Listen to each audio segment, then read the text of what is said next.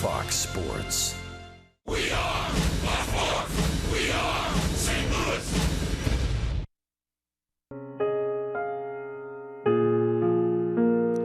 Memorial Day weekend in our nation's capital. We pause to remember.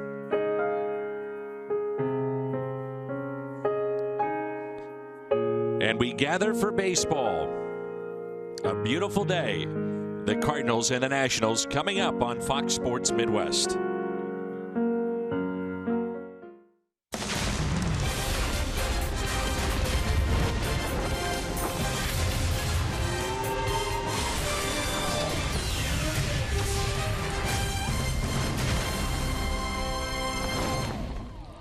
This is St. Louis Cardinals baseball. Memorial Day weekend continues. It's game number 4 between the St. Louis Cardinals and the Washington Nationals. And along with Jim Hayes and Tim McCarver, I'm Dan McLaughlin. Welcome to St. Louis Cardinals baseball. A win today, Tim, and the Cardinals make it 3 of 4 against a very good club. Our opening in the first game of this series on Thursday, we said the Cardinals are trying to be consistent and put it together. For these last 3 games, even though they lost game 1 2-1, they have put it together. They're playing the best brand of baseball over the last 3 days, and they played all season long. And the team ERA is 2.77. Michael Wacha is looking to get back on track here this afternoon. He'll have to do it against one of the game's best in Steven Strasburg. It's our Budweiser What's on Tap, Carpenter and Holiday, both in the lineup. Baseball comes your way next.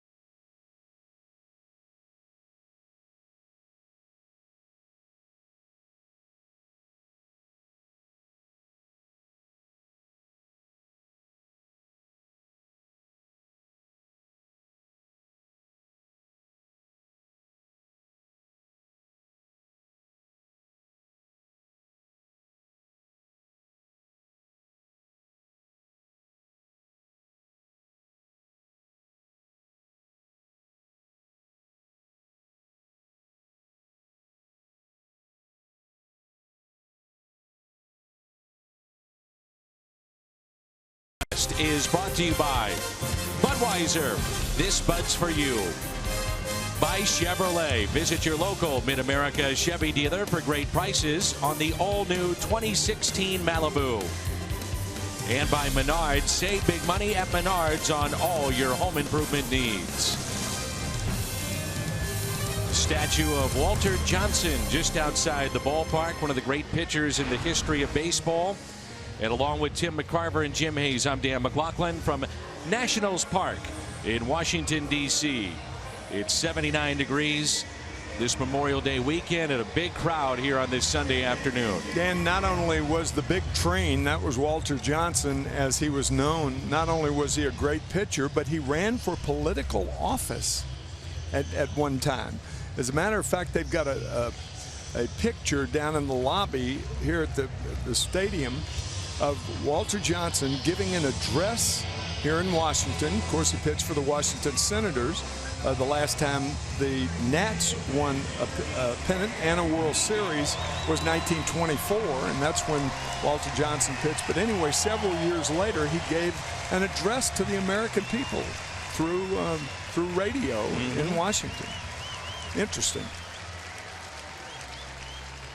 Well, the Cardinals been plagued at times with poor defense this year. You can't say that, though, in this series. That's Aledmys Diaz ranging to his left.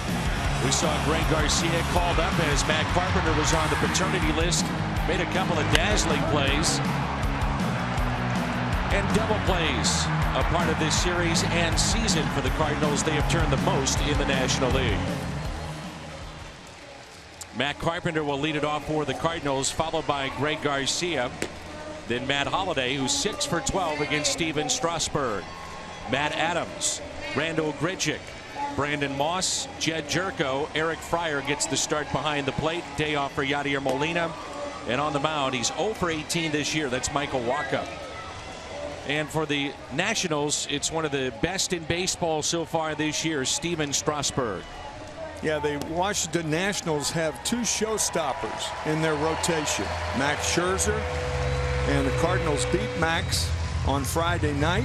The grand slam home run by Stephen Piscotty, of course, the big blow in that game. And now a chance against a guy who's been perfect this year, 8-0, Steven Strasburg. Big article yesterday in the paper here, the Washington Post, about how his slider has been so effective this year. Dobbs Tire and Auto Center's defense for the Nationals. Revere is in left. Michael A. Taylor, he's in center. Bryce Harper, the reigning MVP, unanimous choice, is in right. Rendon, Espinosa, Murphy, and Zimmerman on the infield. Wilson Ramos is behind the plate. So here's Carpenter, who has 14 extra base hits and 6 home runs in the month of May, and he's a new dad. Congratulations to Matt and his lovely wife Mackenzie in the birth of their first child, a daughter. 1 for 5 in this series. And the first pitch by Strasburg is taken for a ball.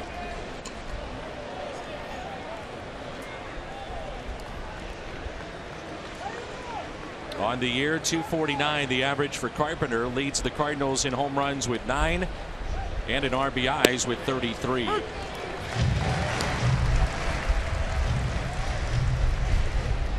Strasburg fresh off of signing a extension here with the Nationals, 7 years, $175 million. And the 1-1. I thought, Tim, it was a bit surprising to see that happen. He's represented by Scott Boras, and usually his clients make it to free agency, and this is a fairly weak class coming up for pitchers in the open market. Interesting point. Of course, Steven Strasburg making $50 million less than Max Scherzer, and that's your point. That's a good one. There's Mike Rizzo, the general manager here with Washington. I think the deal was a good deal for the Nationals, and when you think about it, Strasburg being a pitcher, Tommy John surgery, a pretty good deal for him too. And the 2-2 is popped up left side. Ben Revere, who's been in center field the last 3 games, he's in left today and makes the catch for the first out. The Hyundai pitch arsenal for Strasburg, and Tim, you mentioned it, he's using that slider much more this year than he ever has. You know, that slider and the curveball, they're kind of in between. I mean, I think a slider's as much curve and a curve is as much slider. I think it's really one pitch, even though it's categorized as being a slider, thrown a little bit more frequently than the curveball. But it's almost the same pitch. Here's the red hot Greg Garcia. made his case to stay with the club, and has he ever. He was hitting .600 earlier this year when he was sent down. Now that he's been called back up, he's hitting .647 on the year. How do you raise your average in late May from 600 to a bigger number? On a hop to short, backing up Danny Espinosa. That, by the way, was the slider and a good one. That ball tying up Greg Garcia. Almost fighting that ball off the other way. And we haven't even talked about his changeup. Steven Strasburg, a very good changeup to neutralize left-handed hitters. They're only batting .177 against him this year. Here's Holliday. 5 of his last 13 hits have been home runs. He homered last night, number 8 of the year.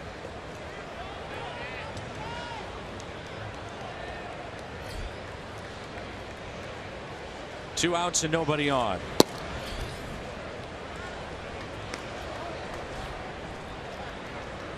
Nationals have won a team record 14 straight that Strasburg has started, dated back to last year, averaging nearly 7 innings per start, and that's by far the highest rate of his career. So as he's going along, he's getting better and better. Nationals have not lost a game he started since September 15th of last year. There's so much hype. I can't remember a pitcher that has had this much hype prior to his major league debut. I can't either. Pitchers are different from regular players. You compare Bryce Harper with Steven Strasburg, and Steven Strasburg had there was more fanfare for his opening than for Bryce Harper. No doubt. Who was last year's MVP. In that first game, he struck out 14, and the hype was so high. The first pitch he ever threw in the big leagues, they threw the ball out to go to Cooperstown. And that was struck out 13 in 7 innings, right? Or 14 in 7 innings. That's right. 2-2 the count.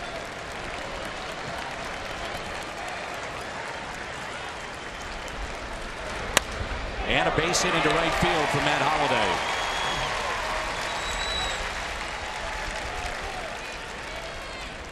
Steven Strasburg was the #1 overall pick back in 2009. Then the following season, it was Bryce Harper, #1 overall in 2010.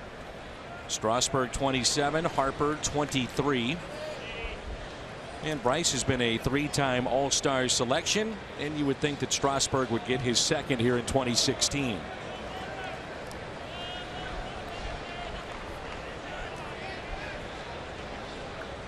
There's Matt Adams. He's in the cleanup spot. Stephen Piscotty not in the lineup.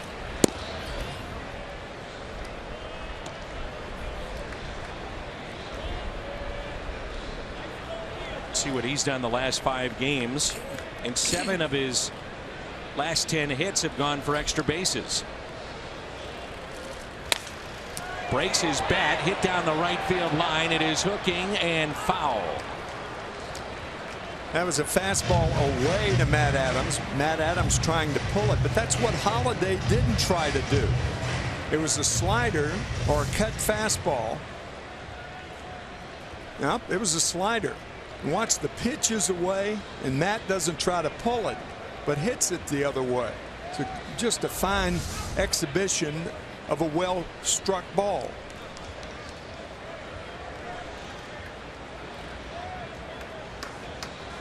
Adams is on-base percentage at .382. Second on the club to Stephen Piscotty at .395. Drawing more walks this year. 2 strikes, 1 and 2. We were talking about this before the game, how teams now aren't having that pronounced shift against Adams because he's going the other way. You know, if you're a hitter, I was thinking about this coming to the ballpark today. If you're a hitter, forget the shift. Concentrate on putting the barrel of the bat on the ball and let it fly. That, to me, is the best way to beat any shift they employ. Adams with a high fly ball lifted into right. There's Harper. Cardinals strand Matt Holliday, and it's Michael Wacha to work when we come back. No score from our nation's capital.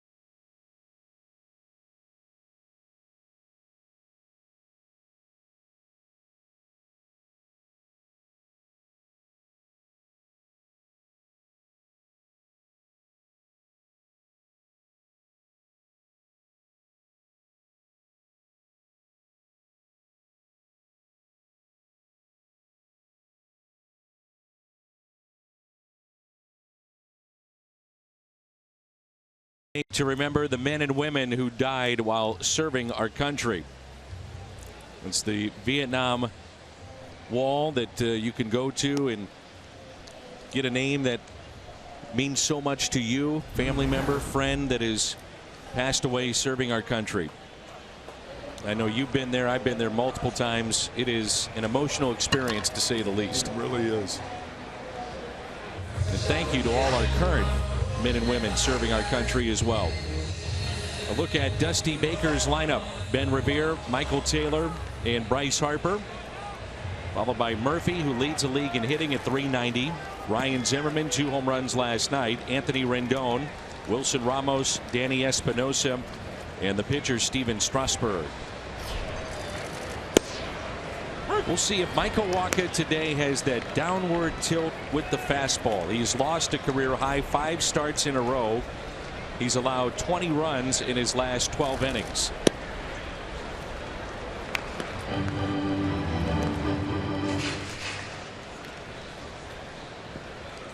Michael was asked about his previous start against the Chicago Cubs. He was roughed up, and he said it comes down to location. I'm just not locating the ball.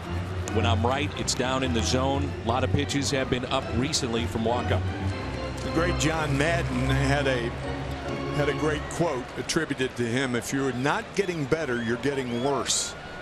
If you're not getting better, you're getting worse. And Michael trying to turn things around so he gets better as opposed to worse as he's been over the last, what, 4 or 5 starts. You know, we forget he is under 25 years of age. Yeah. You know, there's a lot of growing pains along the way, and this is certainly one of those stretches. As Eric Fryer is your catcher this afternoon. That is a fair ball over the bag, and Adams will take it himself, and that retires Ben Revere. Dobbs Tire and Auto Centers around the horn. The Cardinals defense with Holliday in left, Randall Grichuk in center, Brandon Moss who play left, right, or first base is in right today. Carpenter, Garcia, Jerko, and Adams on the infield, and Fryer is behind the plate. For those of you who may not know, the players refer to guys who are jammed and have their bats broken as getting in their kitchen. Well, that thing was in the pantry of Ben Revere. That wasn't in the kitchen. That was a couple rooms back. And that's a good way to have success. Keep the ball off the barrel of the bat. That's what you absolutely do when you break a bat. Taylor, left side. The throw is up the line, but it's a foul ball. Michael Taylor, he can really run. He's a big guy too, 6'3", 205 pounds. He's a former shortstop turned outfielder and rated as the organization's best defender. He had a terrific spring. Some thought he should be starting coming out of Florida, coming north with the club, but he's off the bench.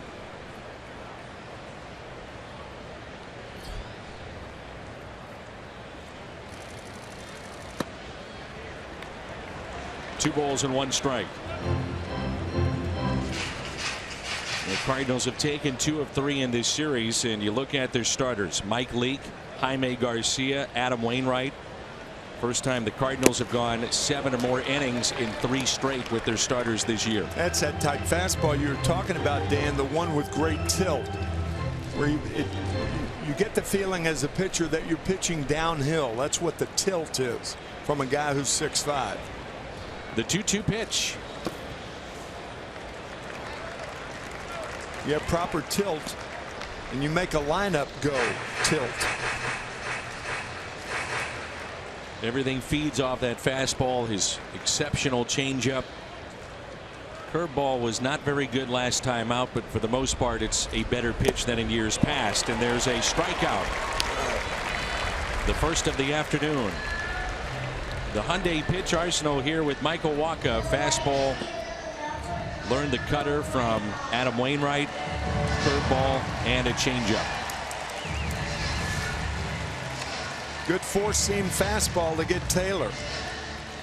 Kind of glad to see Michael not go to changeup in that particular pitch, because it was clear that Taylor was not getting the bat around for the fastball. So you don't slow it up for him. So 2 outs and nobody on, and Harper hits a ground ball to second. Underhanded by Jerko to Adams, and a 1-2-3 inning for Michael Wacha. Wherever you may be, we hope you're enjoying Cardinals baseball.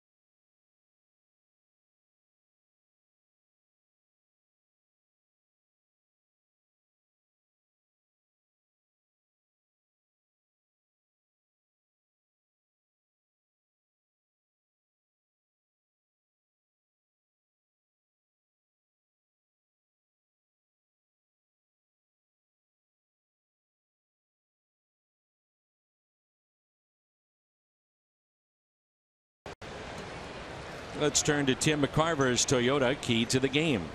Well, the Cardinals trying to finish up the series strong. They lost that first game 2-1 and then got up off the mat and played 2 of their best games back to back of the 2016 season. I don't think it would surprise anybody to see Washington in postseason play. This is a very good club. Come on the road and take 3 of 4. Nice way to start the trip. And a strike to Randal Grichuk. Doubled and tripled last night. First multi-extra base hit game of the year. First since middle of August of last year. For a guy that you're expecting big things from. Quickly, no balls and 2 strikes. We saw Strasburg in St. Louis April 29th. He went 7 innings, gave up a pair of runs, and was dominant in that start. Foolish to throw a strike for the next 2 pitches. Ground ball that's hit to Rendon. The stretch by Zimmerman for the out. Sometimes you never get the pitch that you're throwing on a setup pitch. That was a setup fastball inside. What was he setting him up for? The breaking ball away, diving out of the strike zone. And Randall hit it, which is good for Strasburg, but I'll guarantee you that pitch was not designed for a guy to hit. And Randall Grichuk, that ball was 6 inches inside. Last start for Steven Strasburg as he faces Brandon Moss. He struck out 11 6 2/3. Only gave up 4 hits. That was a win against the Mets as he improved to 8-0 coming into play today. Little check swing, tough play for Rendon. Backhand, slings it to first, safe. The Cardinals have their second hit. Chris Maloney, third base coach, tied up there with Anthony Rendon. Sometimes the coaches become fans, and that's what Chris did. Trying to get out of the way of Rendon to throw to first base, an infield hit by Brandon Moss. There's Jed Jerko. 2 walks last night. A very short lead by Moss. And there's a base hit.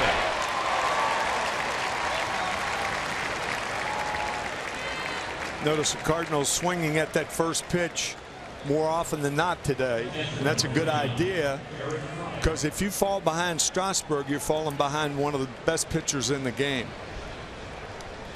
MLB.TV Premium, #1 live streaming sports service. It delivers everything you've come to expect and more. Blackout and restrictions apply. Visit MLB.TV for details. First runner in scoring position for the Cardinals today.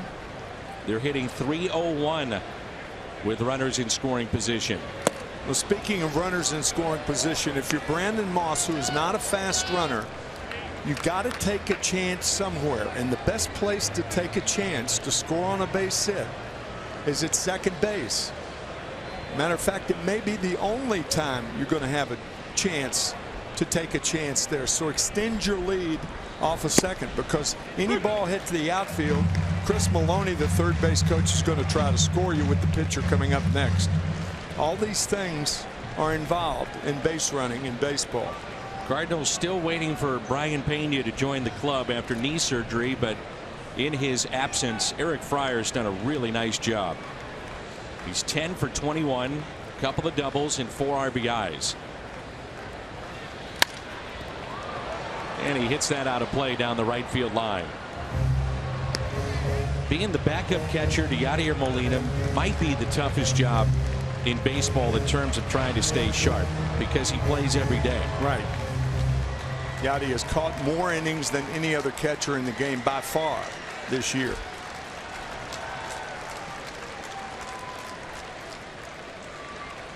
It's a day game tomorrow. We'll be in Milwaukee. Carlos Martinez against Junior Guerra. Guerra's 3-0. Martinez 4-5. So Molina sits today. Fryer a swing and a miss on that breaking pitch. First strikeout for Steven Strasburg. Missouri Lottery Fox Tracks. There's now 2 outs. Nobody's going to hit this pitch. No right-handed hitter in the game. That is just thoroughly nasty. Nasty in baseball is good. Michael Wacha looking for his first hit. He's 0 for 18 this year. And how about Adam Wainwright, what he's done at the plate in his starts? He had a double last night, now 5 extra base hits on the year. Most by Cardinals pitchers since Shelby Miller in 2014. Adam has won 5 in a row, and his batting average has soared.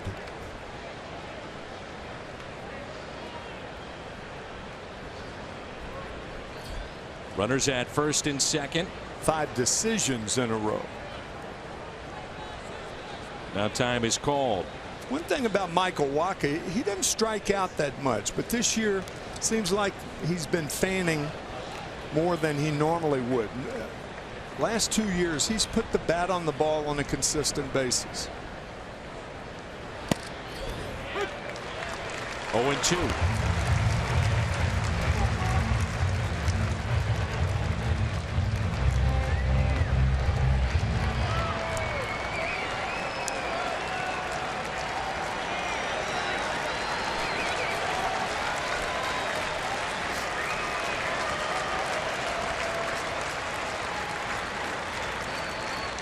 The next two walk up.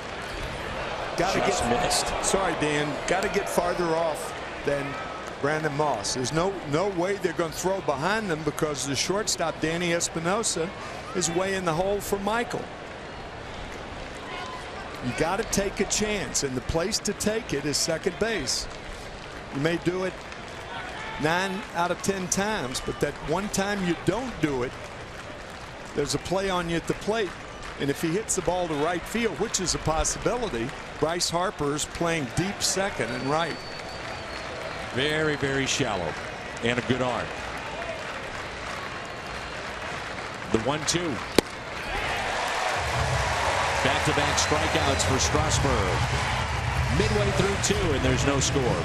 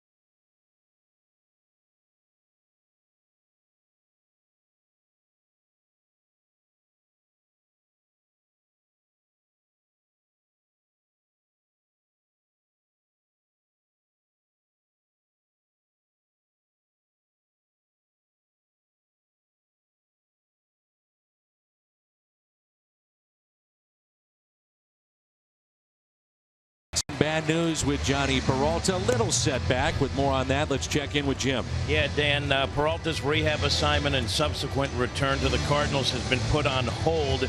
Johnny cut his thumb opening a box on Saturday just before he was set to play at AA Springfield. Mike Matheny saying Johnny got a few stitches and probably won't play in a game for a few days. Bit of deja vu for Matheny, who back in 2000 as a player cut his finger badly with a hunting knife he had just gotten for his birthday. Mike pointing out he cut his finger on his birthday. Saturday was Johnny's birthday. Mike speculating Peralta was probably opening up a birthday present. But Dan, as Mike put it, you can't bubble wrap guys. They have to live. So he is going to miss, our understanding, it looks like 4 to 6 days that Peralta will not be able to swing a bat. The Cardinals were hopeful to activate him by the weekend against San Francisco. That's not the case as Murphy looks at another strike. He leads the league in hitting, just under 400.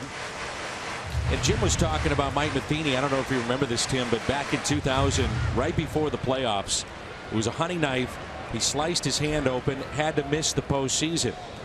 And then Carlos Hernandez, who is a broadcaster now with the San Diego Padres, became the everyday catcher. And whether you want to believe this or not, that was the year that Ricky Ankiel started his throwing problems on the mound. And Tony La Russa said time and again that if Mike Matheny was behind the plate, he does not think that Ankiel would have had the unraveling that he did on the mound. again, take it for what it's worth. But that's how highly thought of Mike Matheny was by Tony La Russa, in that they had a good relationship with Ankiel. Some of the balls that were up in the zone, Hernandez with a bad back could not get to it. And the rest is history. Here's a 1-2 pitch as Murphy hits it in the air out to shallow left. And the catch is made by Matt Holliday. So 4 up and 4 down here for Michael Wacha. You told the audience and me, our listening audience today, to take it for what it's worth. I'll take it this way. When you're making, there are 2 points. Number one, I do not agree with Tony La Russa. I think Rick Ankiel's problems had nothing to do with who's behind the plate. That's Agreed. number one. I agree. The second point is when you're making a lot of money as a major league player, and I'm not trying to be tacky, but get somebody else to open packages with a hunting knife. It doesn't take that much sense. You're making too much money, and you don't open packages with any kind of sharp knives. Now that's it. Those are my 2 points. Take it for what it's worth. That's advice from Tim McCarver. Take it for what it's worth. Get somebody else to open packages with sharp knives. Hello? Popped up, and there is Jed Jerko. Call me old-fashioned, but I mean, come on. Zimmerman is out number 2, and it brings in Anthony Rendon. Reach down, loading boxes into moving vans. Don't do it. Rendon sat last night. He was 2 for 3 in the first game of this series. And he's batting .262.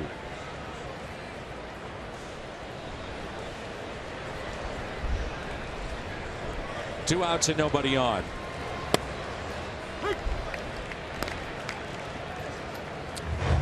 Understanding is that Rick Ankiel actually will join us on some of the pre and post game shows coming up as an analyst on Fox Sports Midwest. Living down in Florida, just outside the Jupiter area. Popped up again. Foul territory. Is it playable? It is. Adams makes the catch, and a good start here for Michael Wacha. The top of the lineup for the Cardinals when we come back.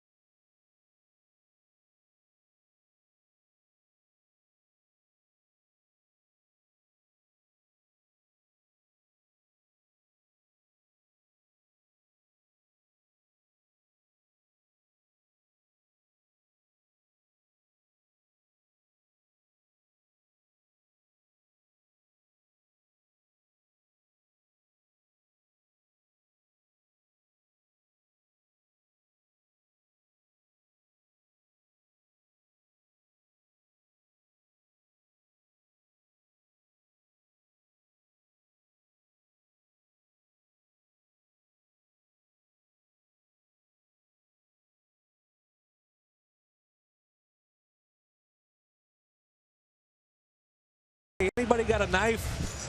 BJC Healthcare difference maker. Leek Garcia Wainwright. We talked about it earlier. The starters going deep in games, and usually that means success, and that's what the Cardinals have had in this series. If it's not a sharp knife, how about a serrated knife? That'll really get to the bone.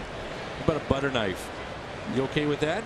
butter knives are fine, but you're Okay. not going to cut anything with butter knives, but butter. And a strike to Carpenter, and we're underway here in the third. And as you folks can tell, we've been arguing for a minute and a half. Carpenter flied out to left his first time up.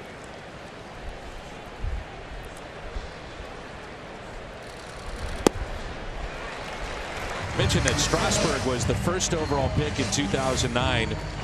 And that is one of the great drafts the Cardinals ever had. 09. Shelby Miller, Joe Kelly, Ryan Jackson, Matt Carpenter, Trevor Rosenthal, Matt Adams, and Keith Butler, all from that draft class, make it to the big leagues. Man.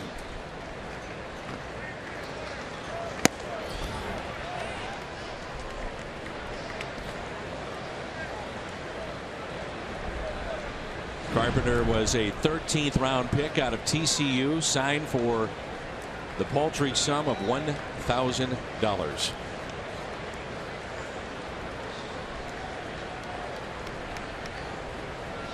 Here's a 1-2. We talked about the slider of Steven Strasburg. He has so many ways to get left-handed hitters out. The second pitch, you may remember, the changeup. You get Carpenter way out in front like that. Think about that. How many times you've seen a swing like that from a hitter with the prowess of Matt Carpenter? That's what we talked about earlier. Lefties hitting this 177 against Strasburg this year. The 1-2 pitch taken high. He struck out 2. He's averaging 11 strikeouts per 9, nearly a full strikeout higher than his career mark. And it came in with 86 in 67 and 2/3 innings. The 2-2. Bold foul. Isn't that amazing? Those 7 guys from that 09 class make it to the big leagues. Really is. And a couple of those guys, really 3 of them, could make a case if Shelby Miller was pitching well. 4 of them impact players. An abundance of riches for the Cardinals that year. And people ask us all the time, why do the Cardinals have success? Go back and look at their drafts in recent history. That is a big reason, if not the main reason why.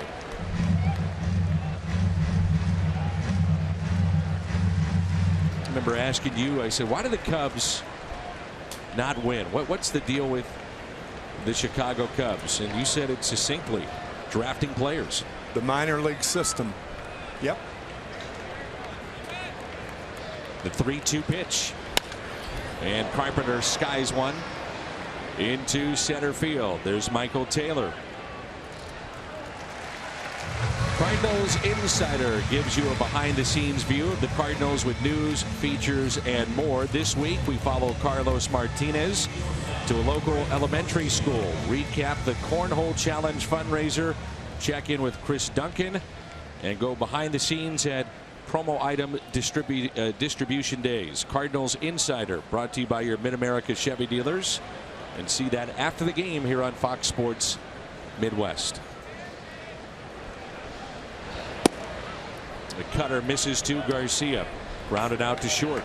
To give you a specific idea about the Chicago Cubs, and prior to the draft, 5 years prior in 1960, the Cubs brought up through the minor leagues Ron Santo, Billy Williams. They traded for Ernie Banks back in the middle 50s. They had Kenny Hubbs, a great second baseman, and they traded for Ryan Sandberg in the middle 80s. Other than that, over a 50-year period, you can't tell me of too many other guys that progressed through the Cubs system. No. Kenny Holtzman, maybe. Bill Hands was a serviceable pitcher back in the late 60s. They traded for Ferguson Jenkins. Mark Pryor was initially very, very good and then hurt his arm. Kerry Wood, of course. Guy who struck out 20 at one time in his good major league career, Sure. but not great. But the Cubs in their development, now it's great. But for most of the last 60 years, it's been horrible.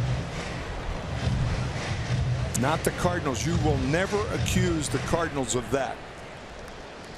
The minor league system started with the Cardinals and Branch Rickey. You think about George Kissel. Eddie Stanky.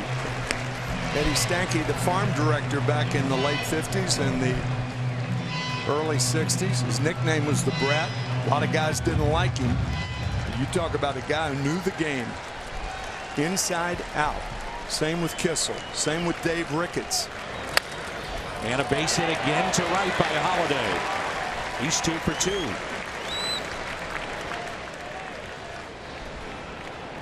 You know, Holiday hit number 283 of his career last night in terms of home runs. And that passed Kenny Boyer at 282 career home runs. And Boyer has been one of the 10 nominees on the Golden Era ballot. That's the players that make their mark between 47 and 72. It's a 16-member committee. He did not get in. Needs 75% of the vote. And I was asking you before the game about Kenny Boyer, and we were talking about Boyer as opposed to Ron Santo. Santo is in, Boyer is not. Boyer won an MVP. Santo never did. Santo had almost 70 home runs more than Kenny. Santo with 340. Kenny, you say, with 282. Believe me, it pains me to say that I don't think Kenny Boyer deserves to be in the Hall of Fame in Cooperstown. I don't. And when I say that, I know how these guys vote, Dan. You know, and that's the thing I can imagine. I think one of the biggest travesties in the game is Jim Cott not being in the Hall of Fame. He missed by 1 vote in that committee voting. What, 3 years ago, I guess, was the last time that Marvin Miller. Marvin Miller. How can Marvin Miller not be in the Hall of Fame? One is rendered incredulous with that. I'll throw out an odd one to you, but what about Tommy John? Because of the surgery and the impact that it's made on the game, and then look at his numbers. Pretty good. Look at his numbers after he had the surgery. Yeah. He pitched for what, 14 years after his Tommy John surgery? And guys are worried about Strasburg now hurting his arm after what? Foolhardy. Short lead at first by Holiday, and a 3-1 pitch to Adams. 3-2. Santa was a 9-time All-Star. Boyer made 7 All-Star teams. The MVP was huge. That was in 1964. Cardinals beating the Yankees in the World Series. Kenny, who was, I think, 2 for 13 over the first 3 games, had the big grand slam in Game 4 against Al Downing. Cardinals won 4-3. Adams waves at it and strikes out. They have chased the ball, and the Cardinals have stranded 4 thus far. We're midway through 3. Holiday is 2 for 2, and there's no score.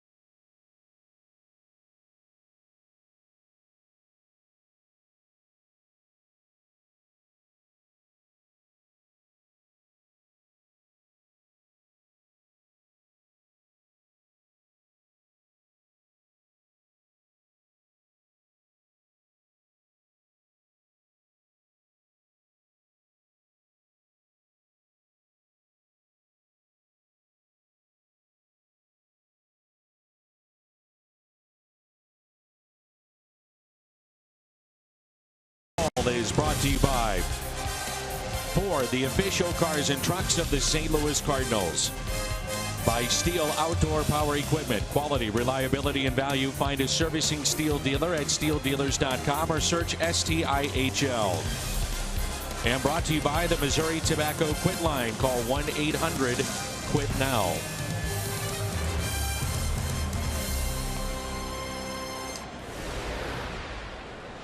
Michael Wacha has seen 6 hitters. All 6 have gone down. He has struck out 1.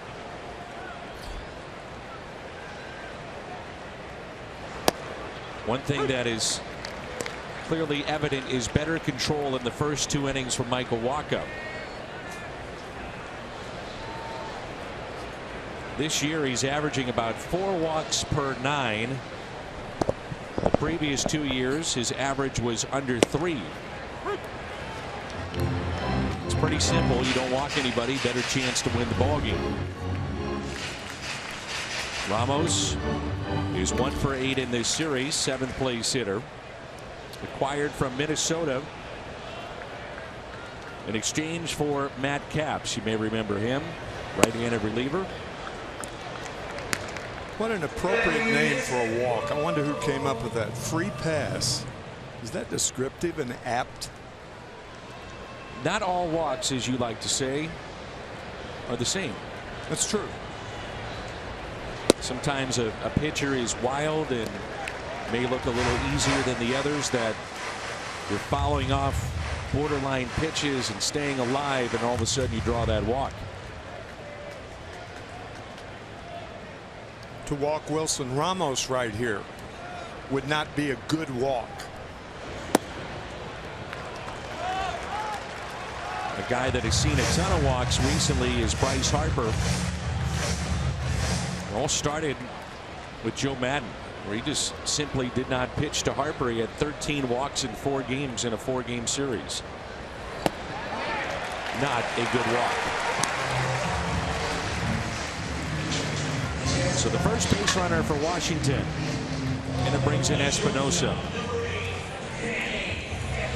We have said this many times that in the minor leagues, and roving pitching coaches will tell their pitchers, their young pitchers, that if you walk a guy leading off an inning, he's going to score. So never forget that. That's one thing you never forget as a young pitcher. Now they may not, but the chances are pretty good that you've opened up a floodgate of sorts.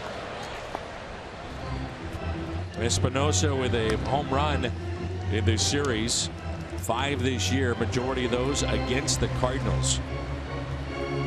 Washington comes in at 29-21. They are tied with the Mets atop the National League East. The Mets celebrating their 1986 championship team this year in New York.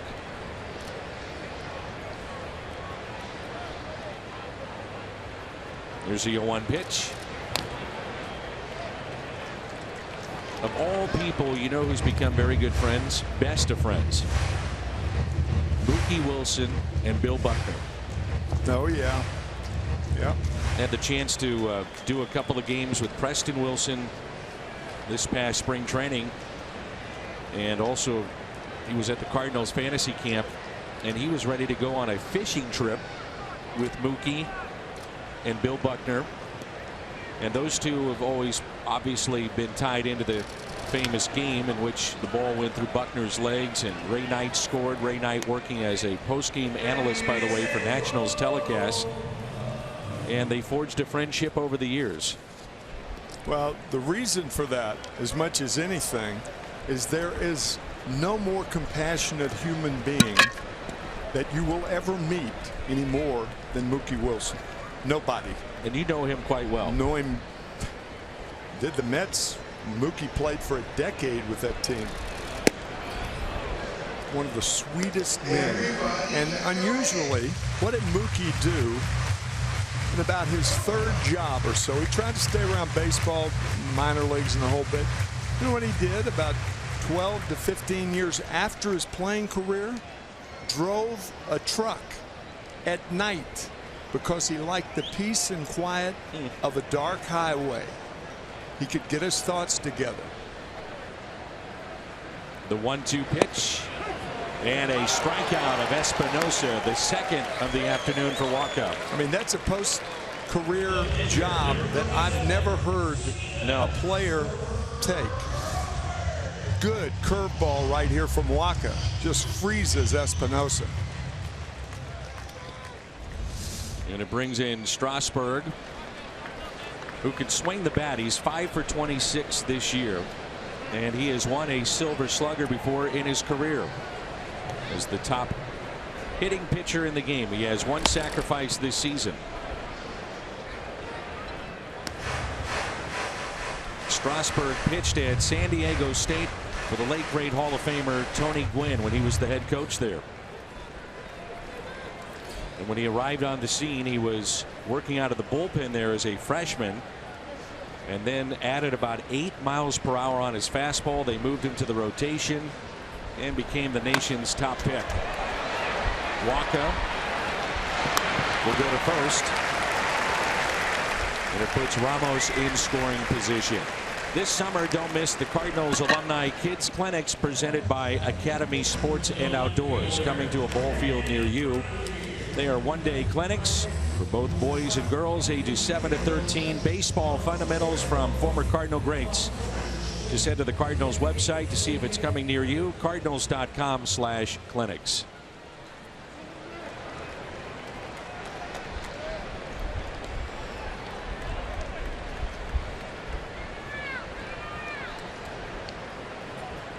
Here's Ben Revere, who's hitting 190.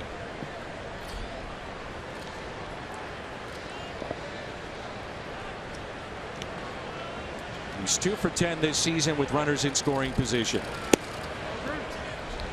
It's a time where Cardinal outfielders can cheat a little bit on the offside.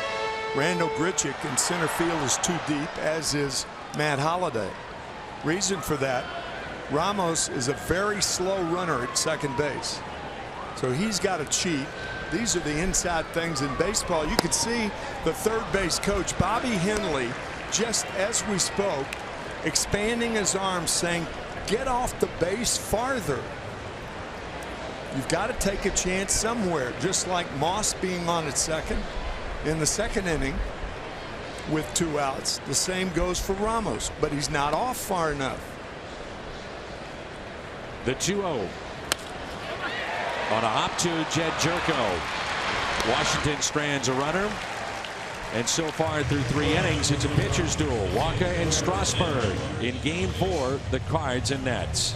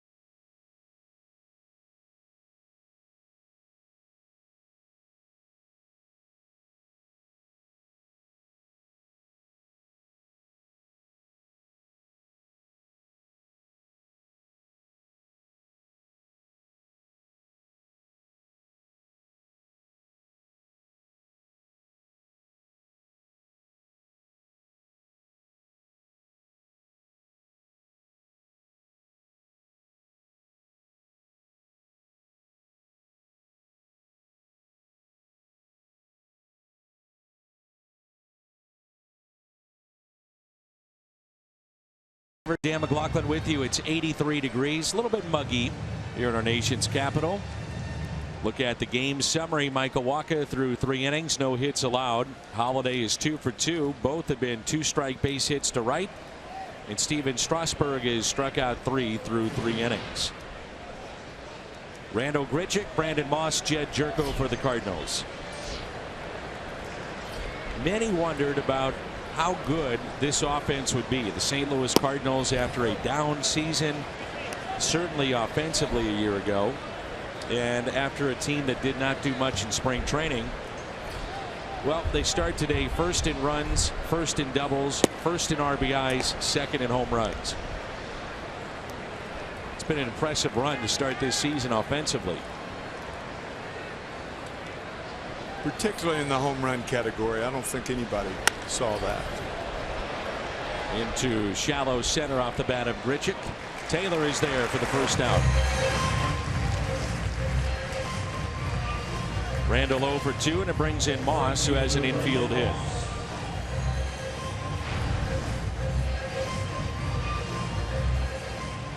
The emergence of Adams starting to take hold, I think, at first base. Righties or lefties may see Moss coming off the bench a little bit more, where he has 6 pinch hits. Where Matt becomes the everyday, truly the everyday first baseman. And Brandon gives you that threat off the bench, threat of power. He's done a nice job in that role.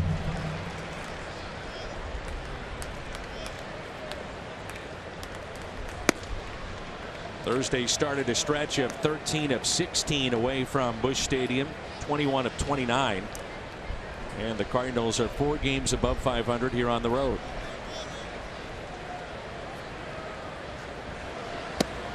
One of those oddities, the Cardinals have played so well at home for a lot of years now in a row. Not had a losing season at Busch Stadium 3. And yet they've played better on the road this year than they have at Busch. 2-2.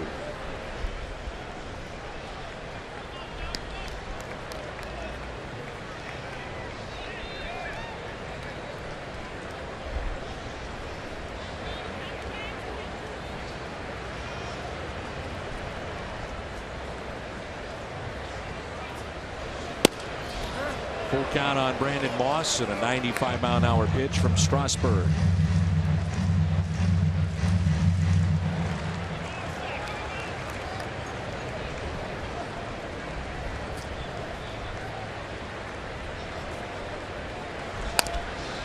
Last pitcher to start 8-0 for this franchise.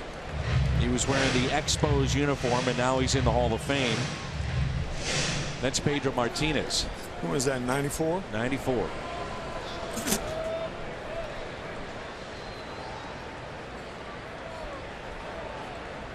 Three-two pitch. Ball back. Here's a situation where you're going to get the fastball to hit because Strasburg does not want to walk Brandon Moss. Not with his fastball. 1994 Expos had the best record in baseball, and then it was shut down due to the strike. Moss hits it a turnout to deep right field, and it's 1-0 Cardinals. 9th home run, Brandon Moss. And when he hits him, they go a long way. That ball was smoked. Sometimes in pitching, repetition is a bad thing. Then you try to change it. The 2 fastballs were fouled off by Brandon Moss. And then he got the changeup. And he gave him something that Brandon Moss could catch up to, and he did, to put the Cardinals on top. Gyorko hits it out of play. 1-0 Cardinals. 9th home run, 24th driven in for Moss. It's almost like Strasburg is a little bit of second guessing himself right here. You think pitchers don't do that? I guarantee you they do. They either second guess themselves or that guy about 60 feet away from them, the catcher. Trust me on that, Dan. I got you. Okay. Then they get in the clubhouse, and that's where they scream at the catcher, and the catcher screams back. You know, you could have shaken me off. It's always the catcher's fault, right? Of course. You know, you've had a great relationship over the years with so many pitchers. So many agreements along the way, too. A few agreements and a ton of disagreements. I bet. Ooh. But isn't it ultimately the pitcher, though? I mean, it's his game. It's how he feels. Yes. Yes. You know, and nobody's perfect. I mean, after all, the pitch hasn't been thrown yet. Who knows what the right pitch to call for is? 1-2 pitch inside. I would like to point out that I told the truck on our talkback button, I said Brandon Moss is going to hit a home run this at bat. Just want to point that out. I'm hearing from the truck, and they're telling me that you didn't do that. For their line. Into right center. Our A1 who runs our headsets and all the sound. He said, oh yeah, I heard that. 2 outs, and it brings in Fryer. Kubota power stat. Speaking of home runs, again Moss with his 9th most home runs against the Nationals Expos franchise in Cardinals history. Pujols with 22, who by the way hit number 400 of his career at this ballpark. What could be second guessed about that pitch? Well, Brandon Moss fouling the ball off the other way. When you're fouling the ball off the other way, you're not catching up to the fastball. So when you throw him a changeup, that very pitch gets the bat head from a little bit to the left of the center of home plate to a little bit to the right of home plate, and that means he's out in front, and that's what happened because he pulled the ball and hit it 900 feet. Bit of an exaggeration, but get the drift. So you speed up the bat is what you're doing. Yes. By throwing the slower pitch, you're speeding up the bat. 1-1 pitch to Fryer. Struck out swinging back in the second inning.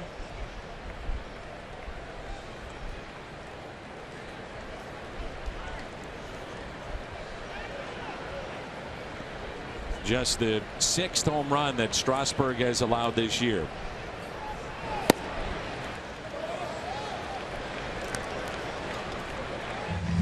You can see the body language and how he's received the ball back from the catcher. He's mad. He is. He is. He's still thinking about that 3-2 changeup. The 3-1 pitch, and Fryer lifts it in the air to center. But here in the top of the 4th, a Brandon Moss home run. The changeup, and with one swing, the Cardinals on top.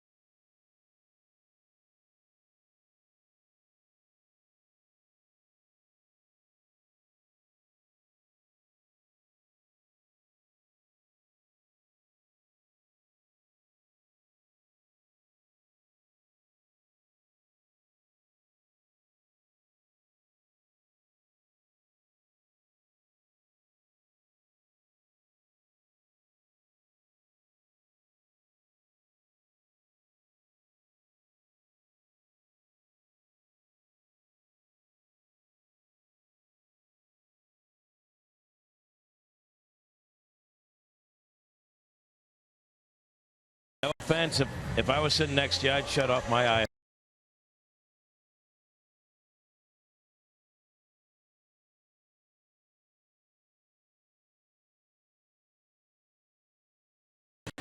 Bottom of inning number 4. Let's check in with Jim Hayes. Jimmy. Dan, Greg Garcia said he got some very simple advice from his family when he got his latest call-up. Relax and have fun. He told me he's tried his best to do that. Why wouldn't you have fun playing the way he is? 5 for 9, 3 walks. He's made some sensational defensive plays. He told me the big thing is, quote, we're winning. I'm not thinking beyond that. And Stephen Piscotty told me Garcia has obviously provided a huge spark. He told me he hopes Garcia is part of the big league club for a long time, and that, Dan, he is a great teammate. On the flip side of that, though, Jim, as Taylor hits it into the corner in left, Ruben Tejada designated for Simon, as Garcia made the most of his opportunity clearly in this series and clearly this year. Leadoff double for Taylor. Well, Dan, I was going to say, clearly Michael Taylor went up looking for a fastball, and he got it. And boy, did he buggy whip that ball. That pitch was right around the letters, and you got to be awfully quick on the high fastball, quicker than on the low fastball. Watch this whipping action of that ball right around the letters. I mean, that was hammered down the left field line. Harper is 3 for 13 in this series, grounded out to second. 0 for 1 today. He was the unanimous choice for MVP last year. And if you're wondering, the last back-to-back MVP was Albert Pujols of the Cardinals, 2008 and 9.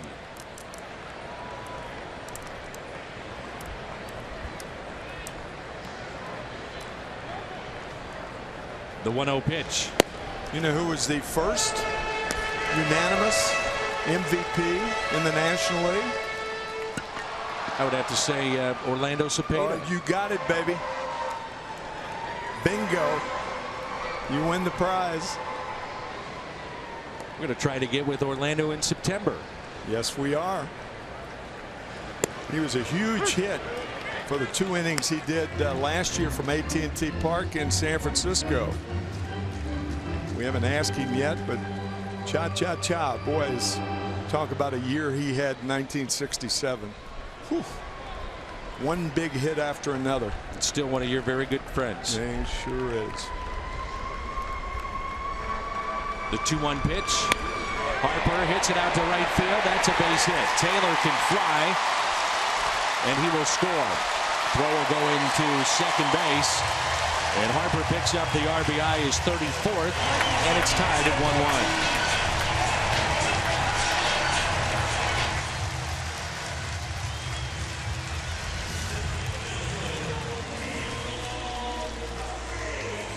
Harper really didn't hit that ball well, but he hit it well enough to plop it in front of Brandon Moss. Moss, not a right field arm. That's why he properly went to second base. Even though Taylor delayed at second, enough speed to tie the game, and he did.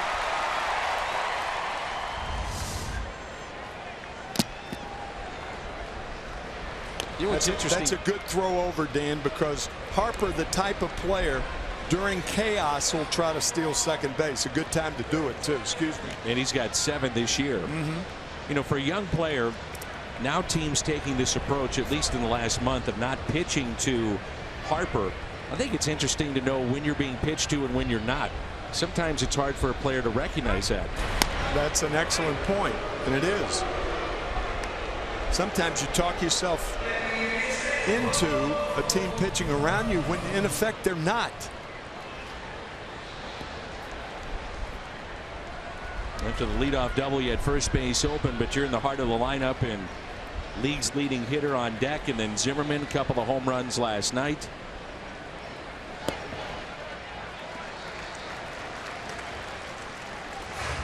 Fryer, by the way, the Cardinals catcher today, with 3 caught stealing in limited time.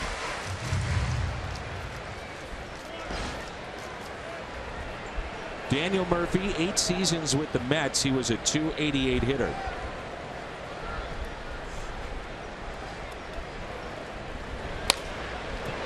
front.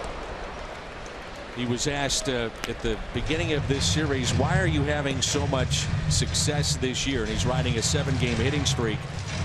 And we talked about it the other night. Kevin Long, who is now the hitting coach with the Mets, moved him closer to the plate. And they also worked on the inside pitch. If it's an inside pitch, don't look to flare it out to left. Drive the ball. Have the mindset you're there to drive the ball. Runner goes, and the pitch is hit out to center field. And Harper back to the bag at first.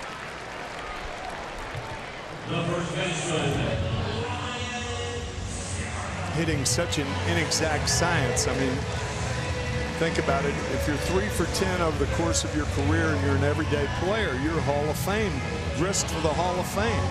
That means you failed 70% of the time. Try putting that in business and telling a businessman that, look, you're going to be a multi-billionaire if you are successful 3 out of 10 times. He'll say, you're nuts. And Harper stays put. Zimmerman now is one of 5 in Expos Nats franchise history with 200 or more home runs. The most hit in this franchise, Vladimir Guerrero at 234. Andre Dawson, Gary Carter, then Zimmerman at 208, and Tim Wallach over 202.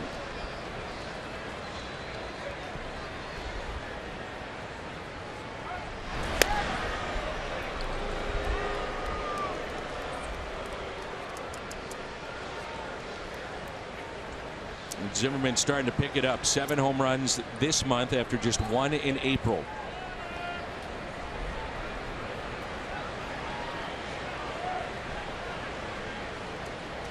The 2 last night. 16th time he's had a multi-home run game. Long look by Walker, and again a look over at Harper.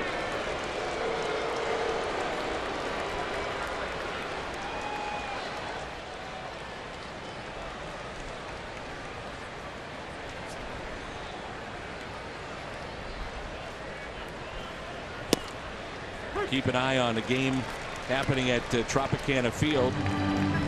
Area native from St. Louis, Jake Odorizzi. He's no-hit the Yankees through 6 at the Trop.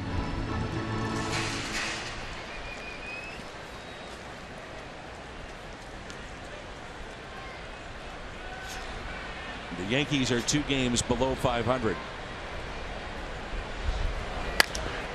In the air out to deep right field. Moss is back, and it's off the top of the wall. Harper digging for third. He'll stop there. It's a double for Zimmerman, who is just a couple of feet away from making this a 3-1 ball game. That was a good play by Brandon Moss. He decided in a hurry not to go too deep, but to turn around. Actually, he was on the grass, almost knowing that if the ball, obviously on a home run, there's nothing he can do.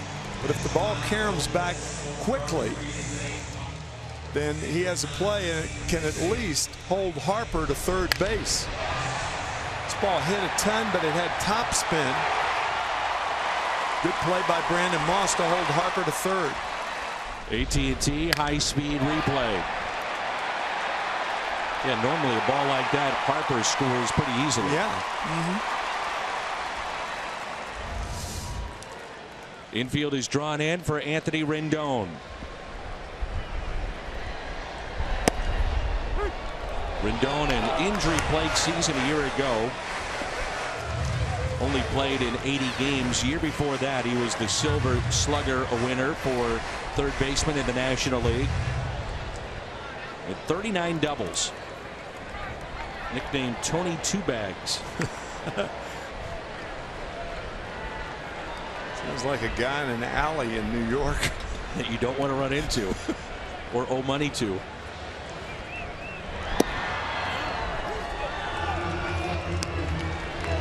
Yo, Tony Two Bags. A couple of the chains. You know what I mean? Let's see, a pinky ring.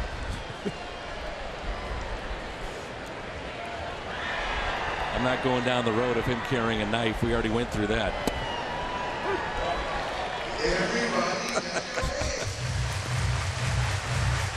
1-2 the count.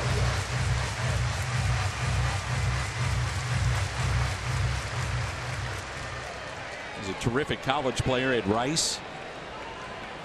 Wacha needs a strikeout right here. Strikeout or a pop-up.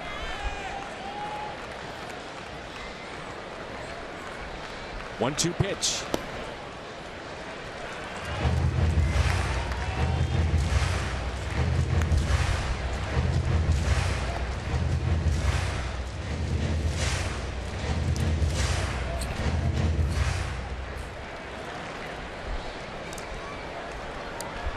Evens it up at 2-2. Runners at second and third. One out and a tie ball game.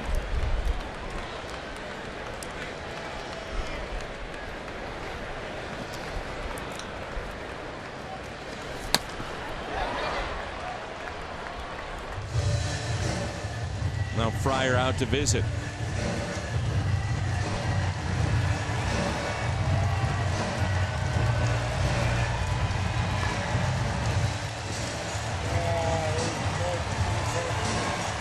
The best pitch for Michael Wacha with 2 strikes on a hitter for a swing and a miss is a changeup.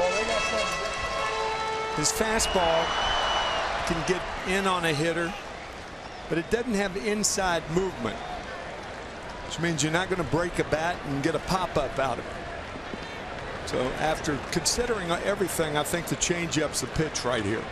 Big gap in left center. The 2-2 just missed in with the fastball.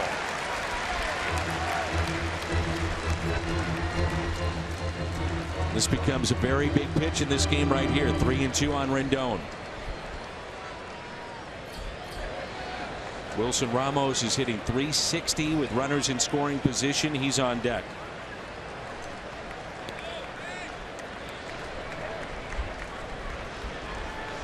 And he got him. Third strikeout for Michael Wacha. Change up out of the strike zone. The swing and miss pitch Wacha was looking for.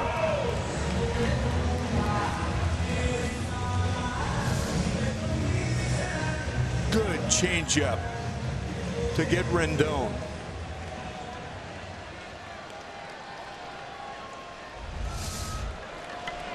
Ramos walked first time up. It's very healthy, Dan, to play on a hitter's anxiety. And that anxiety, you're dying to drive in those runs. You want to be the guy. You don't want to be called out on a strike. So the pitch out of the strike zone, and he got him.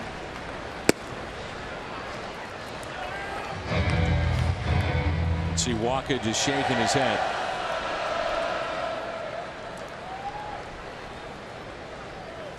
Got a place to put Ramos, even though you got the left-handed hitter up. No, he's hit some home runs, but he's a batter who's hitting less than 200 coming into the game too. Thinking the same thing. Fights it off and a base hit into right field.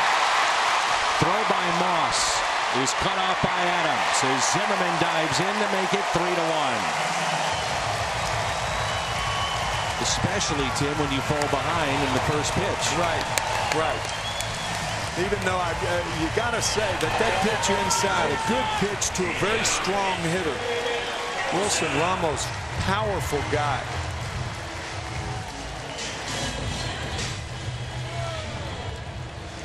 Obviously, an easy play for Bryce Harper to score, but Zimmerman, a slower runner, with a big lead at second base, scores rather easily.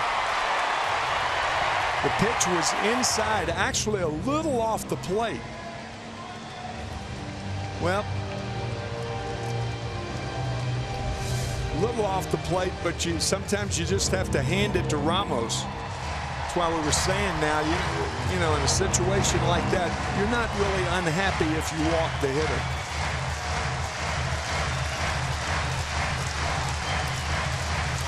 You could see where Fryer wanted it. He did want it off the plate and away.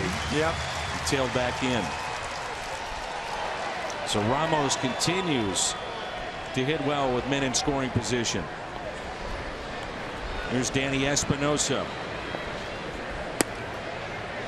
Seventh man to come to the plate.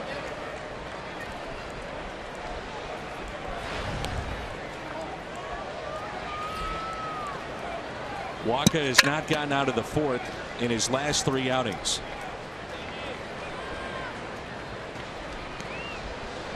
One out from getting out of this 4th inning, but he's trying to make sure it's a 2-run lead and nothing more for Washington.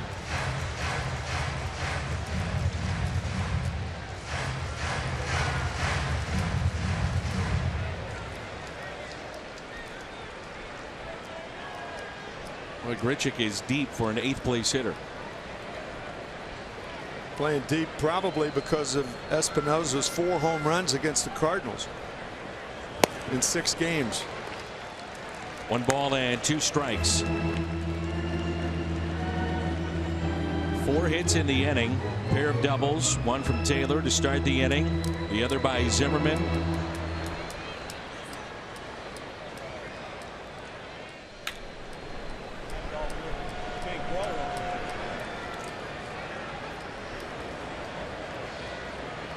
And the 1-2 pitch.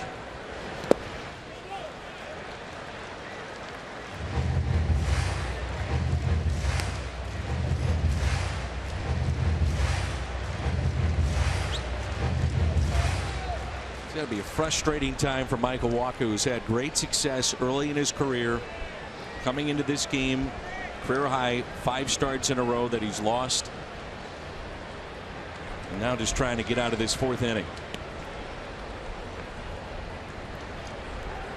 The 2-2 in the dirt. On the other hand, it may be the first time in his life that during any season he's had a problem. Exactly. Looking at a #1 draft choice right here. So he had no problem being drafted #1. 2 great initial years with the Cardinals. And has run into a ton of trouble here in 2016. Well, just so hard to predict what guys will do year after year after year. Let's see if he goes with a changeup on 3-2. He tied him up, struck him out. Number 4 today, 2 in the inning. As the Nationals pick up 3. RBI base hit by Bryce Harper. And then Ramos driving in 2 with Zimmerman diving in head first. It's 3-1 as we head to the 5th.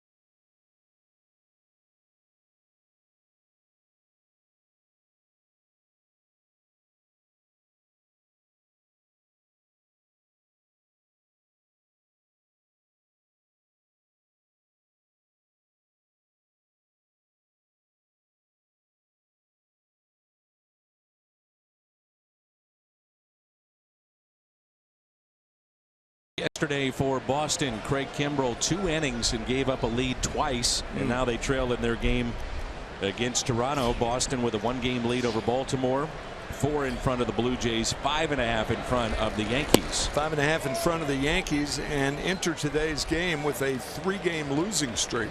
That was a huge loss for the Red Sox, who had a 5-run lead in that game at one time yesterday. Cleveland leading the American League Central. This is Michael Wacha at the plate. What an offense. What an offense Cleveland has. How about Kansas City and all the injuries they've been dealing with this year? Yeah. Latest being Salvador Perez. Seattle a half-game lead over Texas in the West. We'll see Seattle later this summer. San Francisco 4.5-game lead over the Dodgers. Chicago 5.5 in front of Pittsburgh, 8.5 in front of St. Louis, and Washington and the Mets tied atop the National League East. Did you look at Memorial Day as kind of the benchmark for what kind of team you might be? Nope. Players don't think that way. Fans do, announcers do, newspaper men do. Hello, Jesse. Leadoff walk to Wacha. He's 0 for 19 this year. What a great deal on tickets. Fill up at Phillips 66, 8 gallons or more now until September 29th. You'll receive up to 50% off on a pair of tickets to a Cardinals home game. For more information, visit cardinals.com/Phillips66. No, that's one of those things about Memorial Day being, if you're in first place, 80% of the teams win, or whatever it might be, some arcane formula for winning. But players don't think that way.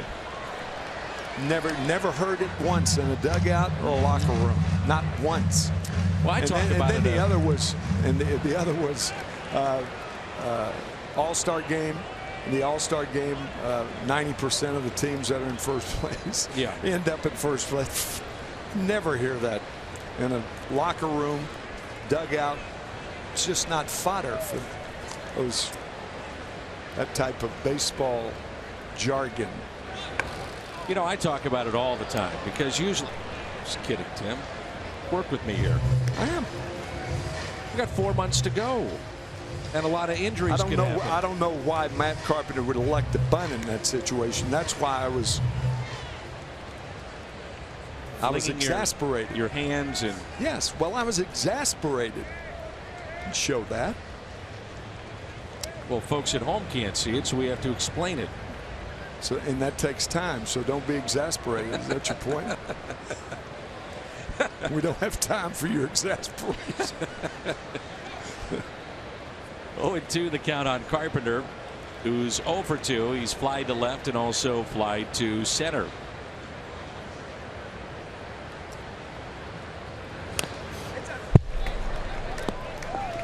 It is such a long way to go. 4 months. You talk about the additional players that you may pick up, whether it be through a trade or somebody emerges from the minor leagues. Injuries always a part of the game.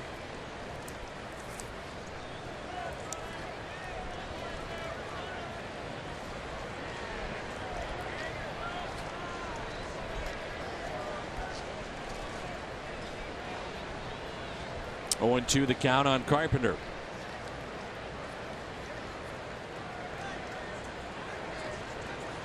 0-2 pitch from Strasburg. And Carpenter hits a high fly ball into right field. Backing up Harper. Makes the catch.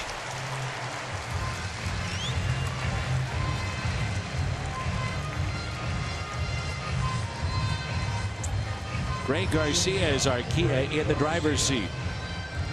0 for 2 today, but his impact has been felt already this season. 11 for 19, 4 extra base hits, 7 walks. So his on-base percentage coming into play today was .760. Not too shabby. I asked Mike Matheny, I said, what is his best position? He feels second base. He and Colton Wong, as many of you know, were college teammates at the University of Hawaii, where Garcia was the shortstop. Wong was your second baseman. And here they are in the big leagues together.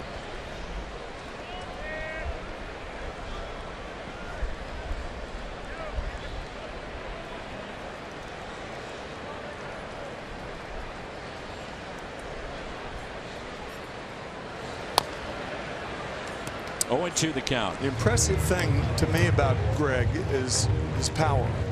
And his power comes from his fingertips to his elbows. He has really strong forearms.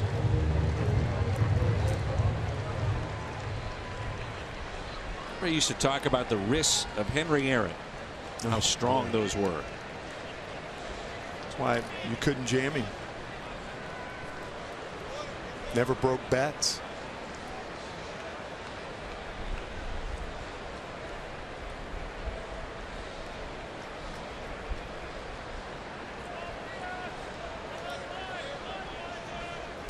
Inside. People always talk about, well, can you get to 300 wins? Will you get to 3,000 strikeouts? Will somebody catch Barry Bonds? One player that may do it is Bryce Harper at his age, if he's pitched to. Did a little homework on that. He would have to average 37 home runs from here on out until he's 40.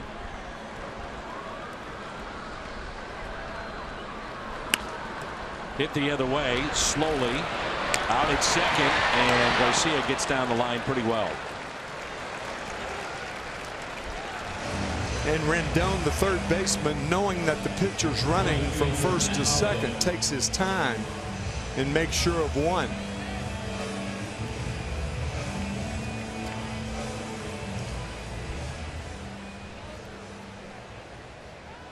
Will Matt Holliday get to 300 this year? He's now at 283 home runs. And with his 2 hits today, 8 for 14 off of Steven Strasburg in his career. Both have been with 2 strikes and a base hit to right field. He's got 4 months to get 17 home runs. And the fly ball into right. Harper. Cardinals have left their first runner on of the day. 3-1 Nationals.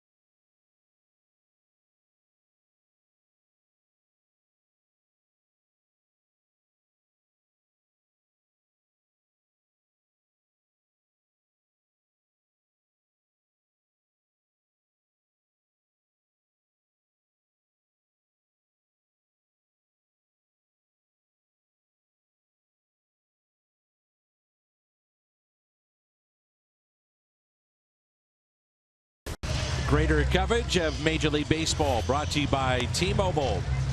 Kansas City last night, 7 runs in the 9th to erase a 6-1 deficit, and they're leading Chris Sale today of the White Sox.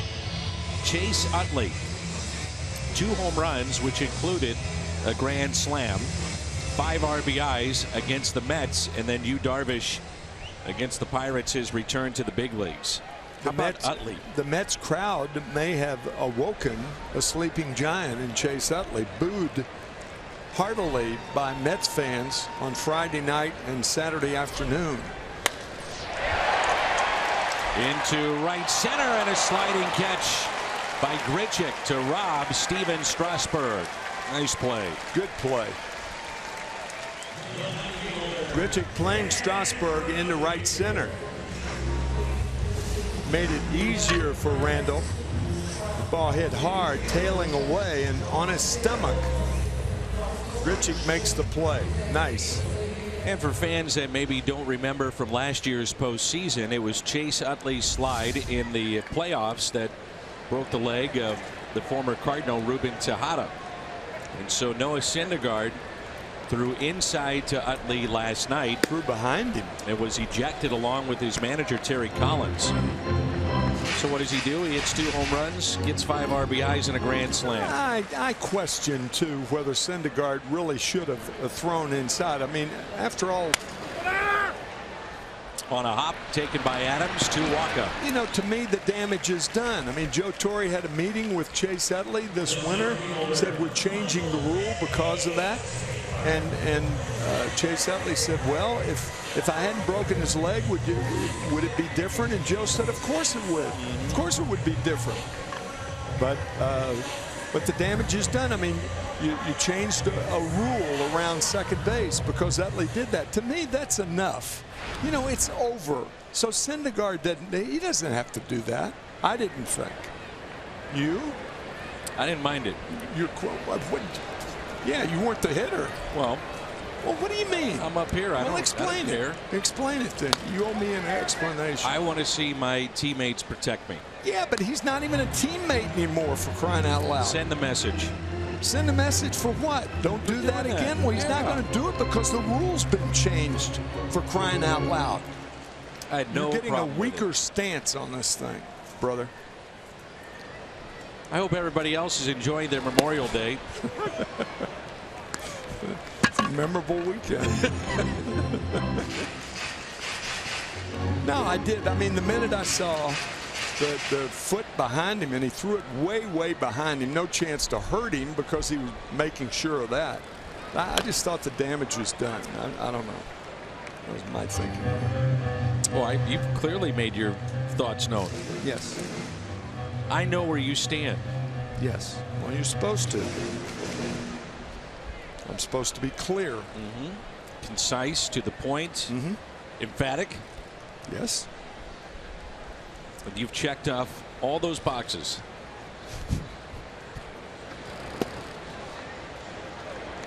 What if you were Tejada on that team and you're still there?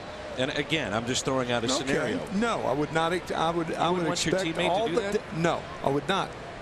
All the damage has been done to Chase Utley. Everything is finished. It's over. And to me, a team and a pitcher, you know, for instance, when Thor, who is his Syndergaard. nickname, Syndergaard's nickname is Thor, Thor. When he knocked down the leadoff hitter for Kansas City last year, I applauded him, but I didn't applaud last night. Leadoff hitter last year was Escobar. Thank you. I'd forgotten. The 3 outs, catch by Grichuk. Off the bat of Revere, flip by Adams. And moments ago, the strikeout of Taylor. 6th inning rolls in.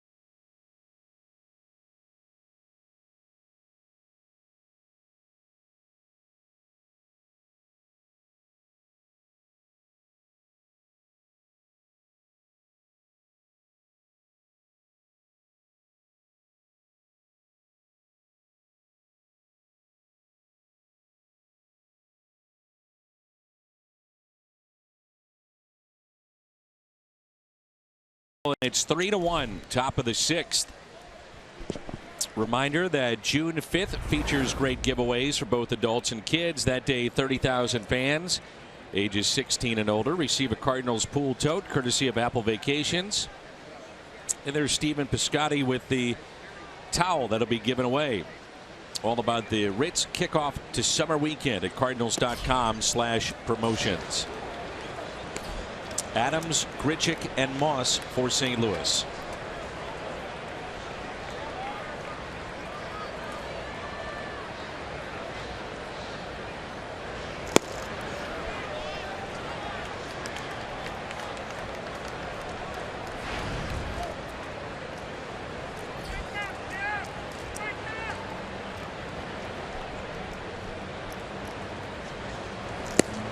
That pitch taken high. Underway here in inning number 6. Adams 0 for 2. He's flied to right and also struck out. Grichuk on deck, and then Brandon Moss.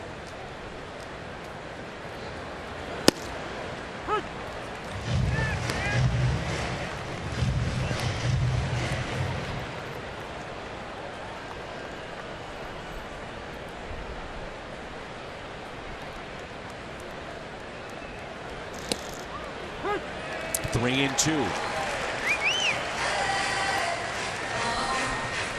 This is your first live look at Stephen Strasburg. What do you think? First time I've ever seen him. That's right, partner. What do you think? Good at bat by Adams. A walk on 6 pitches. Well, I mean, I've seen him enough on television to already form an opinion. He is the real deal, no question about it. Particularly with that new breaking ball of his, the improving slider. Can't watch the games on TV. Head to your app store, download the free Fox Sports Go app.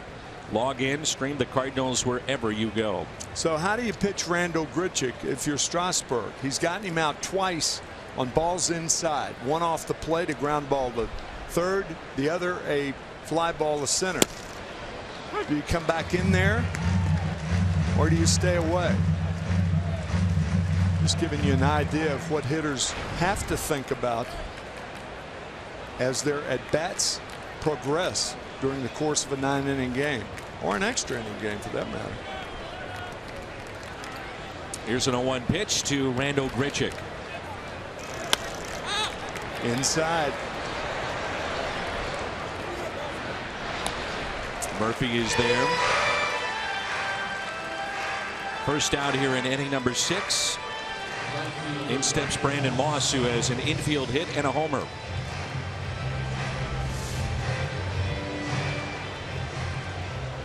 That's a foul ball on the fastball his last time up. And then the changeup speeding the bat head through the strike zone, and Moss with the only run this game. That was his last at bat.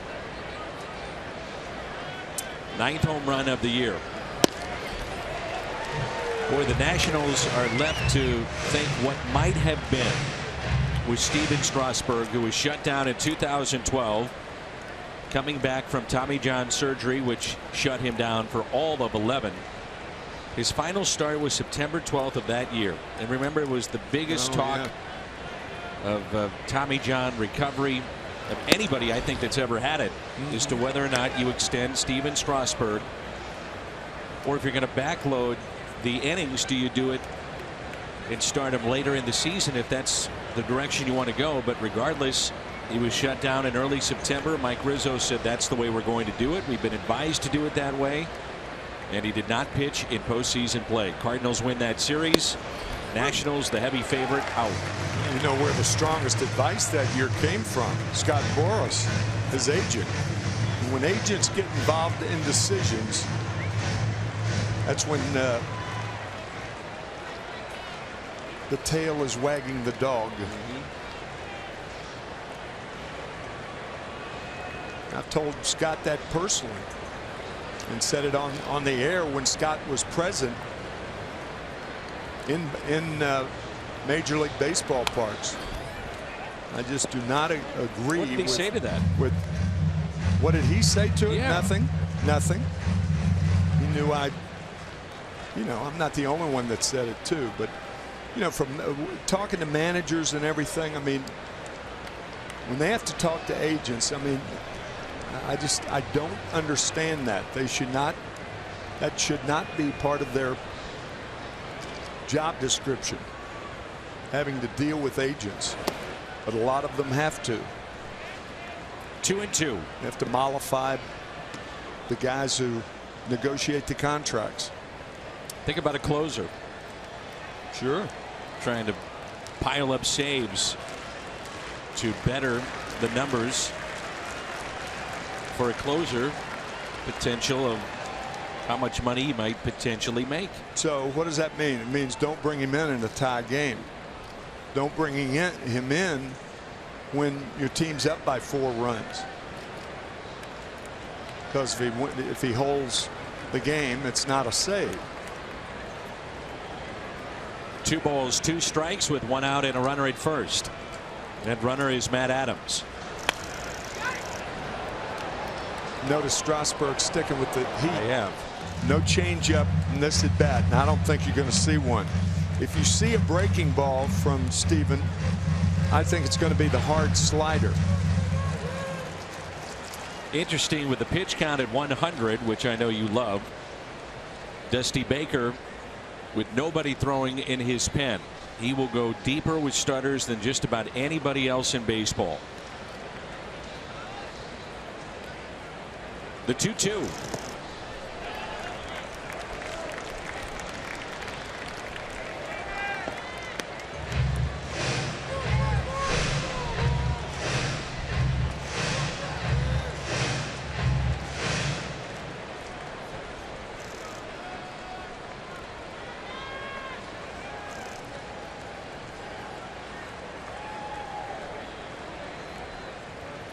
It's a big pitch right here. 3-2 on Brandon Moss. Struck him out. That's 4 today for Strasburg. Brings in Jerko, who's been very aggressive early in the counts in his 2 plate appearances. Single to left back in the 2nd inning on the first pitch. Also flied out to center.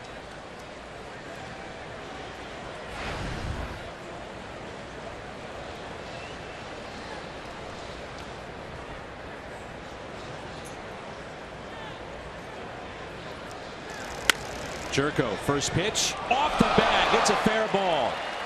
Adams will stop at second base. So again early in the count trying to get to Strasburg. This time it pays off. And Jerko now 2 for 3 on the afternoon. Jed Jerko has seen 4 pitches this afternoon. First ball hitting, second ball hitting, and now first ball hitting. The ball hits the bag. Boink over Rendon's head. So a boink for Jerko.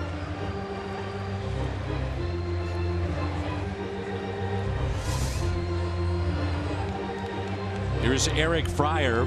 If he would extend the inning, certainly Mike Matheny would go to his bench. And because of that, the Cardinals now get a left-hander up. Tyler Lyons throwing in the pen. And quickly they start to throw in the bullpen of the Nationals. They have 3 lefties out there. Oliver Perez pitched last night. Sammy Solis 2 nights ago. And Felipe Rivero pitched in game 1. There's Lyons getting loose in a hurry.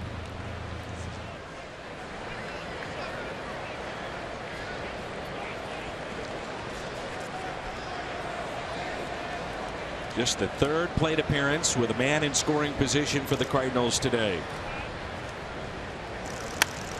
Fryer on the first pitch, pops it up. Zimmerman puts it away in foul territory. The Cardinals have left 7 on through 6. 3-1 Nats.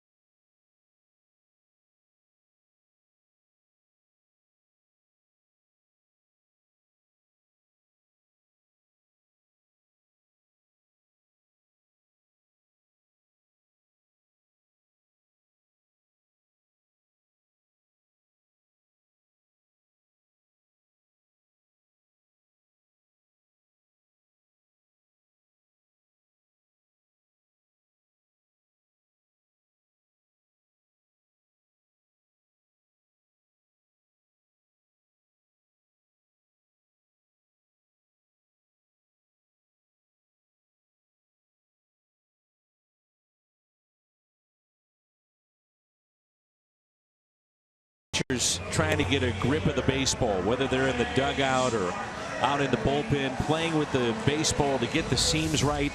The pitch before here, Stephen Strasburg did not have a good feel for the baseball. Got a ball back from the umpire, threw it out, and there he is feeling for that grip, and then runs this up and away from Brandon Moss with that strikeout at 95. Just the feel of the baseball, one of the simple things that you often overlook in the game. As Michael Wacha will pitch to Bryce Harper. That first pitch is taken high. Harper is grounded out to second, and also an RBI base hit to right to score Michael Taylor. That got the Nationals on the board. They tacked on 2 more. Fastball. 1-1.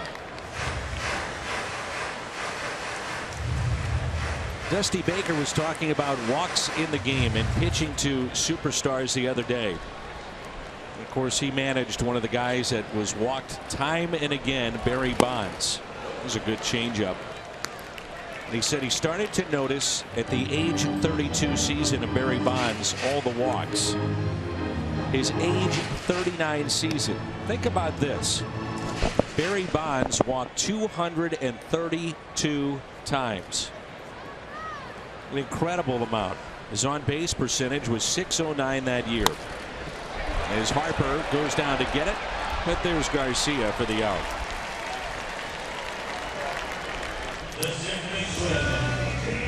So Bryce Harper is retired for the first out here in the home half of the 6th.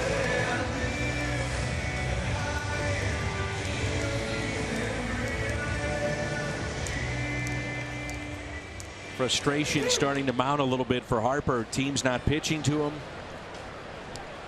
Got a couple of home runs in this series. There's Daniel Murphy. Dusty Baker saying in the Washington Post the other day that when he was watching Barry Bonds all those years, he'd have 2 pitches to hit per game. The difference, he hit them.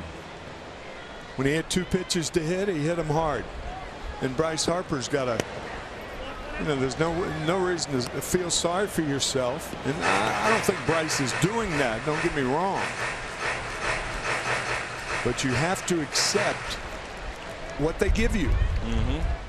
And if they give you 2 pitches a game to hit, that's the way it is. Otherwise, it's up to the guy behind you, and the guy behind you is hitting .390.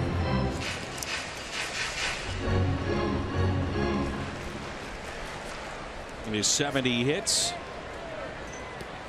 along with the top average in the game right now, as Murphy goes down to get it, hits a fly ball to Holiday for out number 2.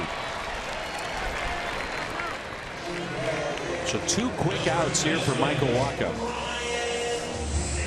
And it brings in Zimmerman.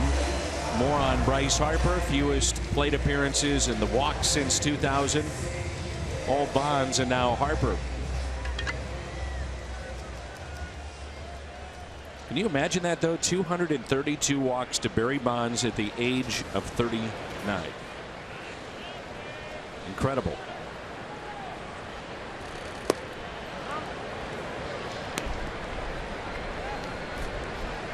Zimmerman is double off the wall.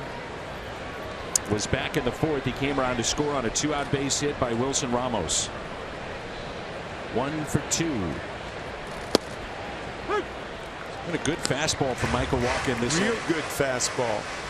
So far, Michael Wacha is doing fine. He's been penalized by who he's facing today, and that's Stephen Strasburg. His day may be through with the lefty getting loose in the pen. I would think. The bullpen of the Nationals, their ERA is 1.47 since May 9th. Yeah, but you'd still rather face that bullpen than what you're getting out of Strasburg right now if you're the Cardinals. 2-2. Zimmerman tried to hit that ball to Charlottesville, where he went to school.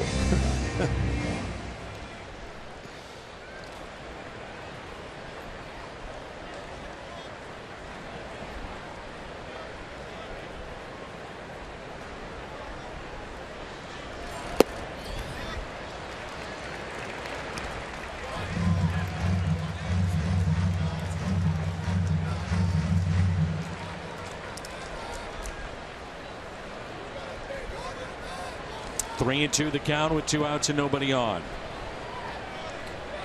Wacha to Zimmerman. Here it comes. And he struck him out. That's 6 today for Michael Wacha.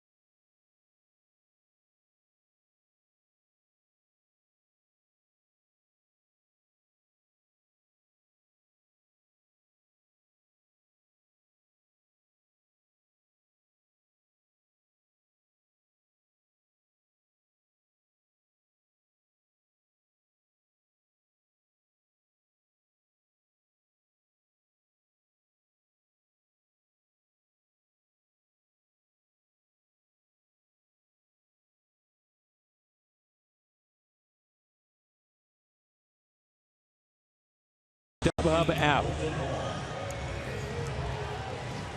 You'll find those seats you love and sort by the best value. StubHub app today.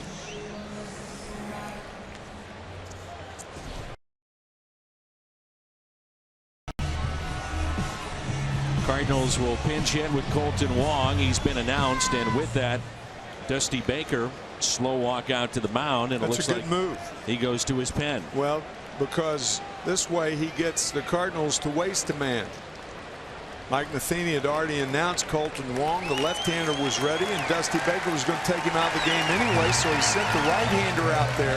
Matheny countered with a left-handed bat, and now they'll bring the left-handed pitcher in. So Chevy called to the pen. Back with the 7th inning in just a moment.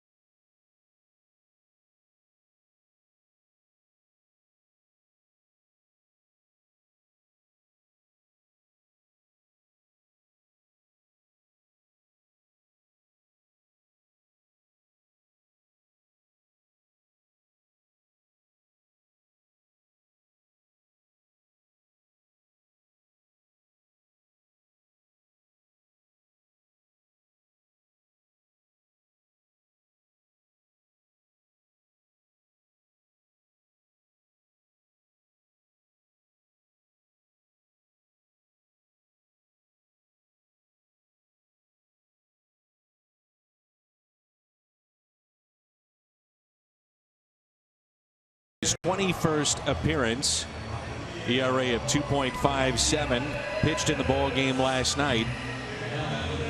You may recall he was the starter in Game 7 of the League Championship Series against the Cardinals with the Mets back at Shea Stadium. You know, I'd forgotten that. Good going. I'd forgotten that. in a game that was won by, of all people, Randy Flores, who is now running the draft for the Cardinals. Aaron Heilman came into the game late and gave up that dramatic 2-run homer to Yadier Molina. In the ninth inning, wasn't it? That's right. And then it was the breaking ball by Wainwright that froze Carlos Beltran.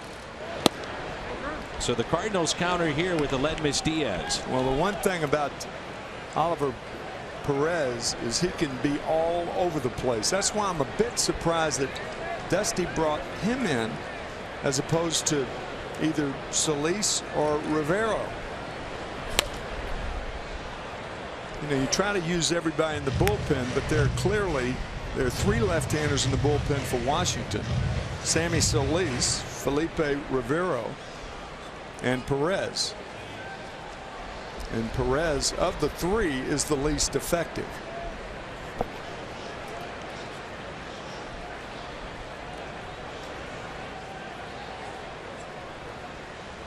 Opponents only hitting 188 against Perez this year.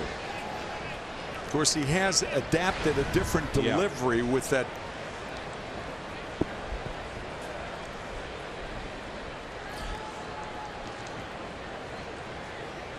The 2-1 pitch and a base hit. Ball just jumps off the bat of Aledmys Diaz, and that brings in the tying run to the plate. Gateway Honda home run inning. Cardinals hit a home run. The Gateway Honda dealers donate $1,000 to the Make-A-Wish Foundation of Missouri. So the pinch hitters just keep on hitting for the Cardinals. It's incredible. It really is.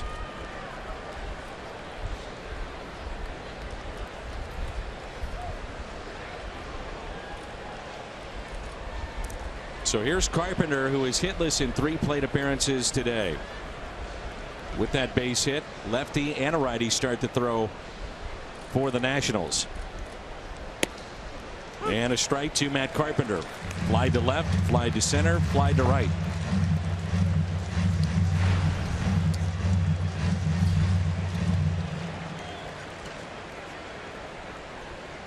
Cardinals with 9 runs yesterday. They've had 9 or more runs in a game 10 times already this year. 0-2. Ooh, that was a tough pitch.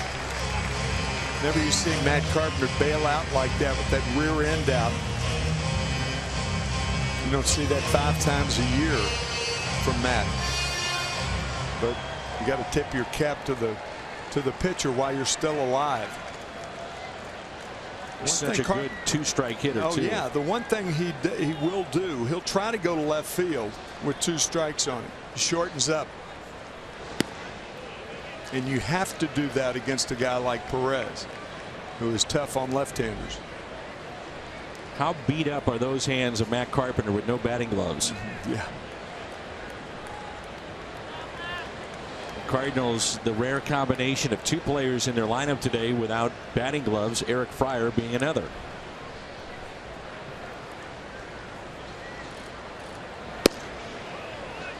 That's really a balk.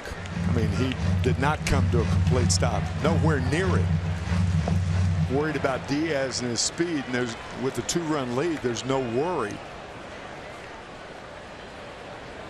As Diaz is going no place unless the count's 3-2.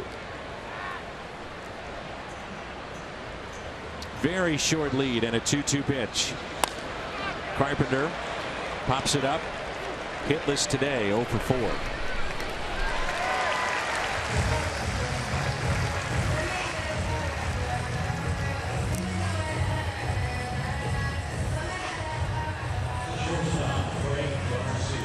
And the question at this point would be, is Perez here to face Garcia and that be it, and then Dusty go back to his pen to counter? Absolutely. Unless this is a double play ball. Sure. Or even if it is, then they're bringing the right-hander to face Holiday in the 8th inning. It's Blake Treinen getting loose. Made some starts this spring and made the club in their pen.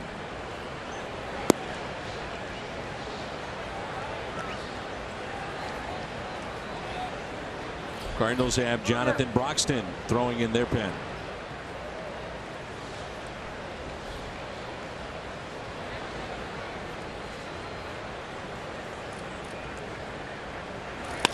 Drops down. Garcia picks up a base hit. Boy, that's a good piece of hitting. You know, we talk about it, Tim. So tough lefty-lefty matchups. And here he is dropping down essentially his arm in the ball, looking like it's coming at Greg Garcia, and he stays in there and knocks it out to left. Aptly put. Good piece of hitting. Here comes Dusty Baker, a good hitter in his own right. That in itself gives you a pretty good idea about how to handle pitching if you're a manager. Were you a good hitter? The answer is yes, he was.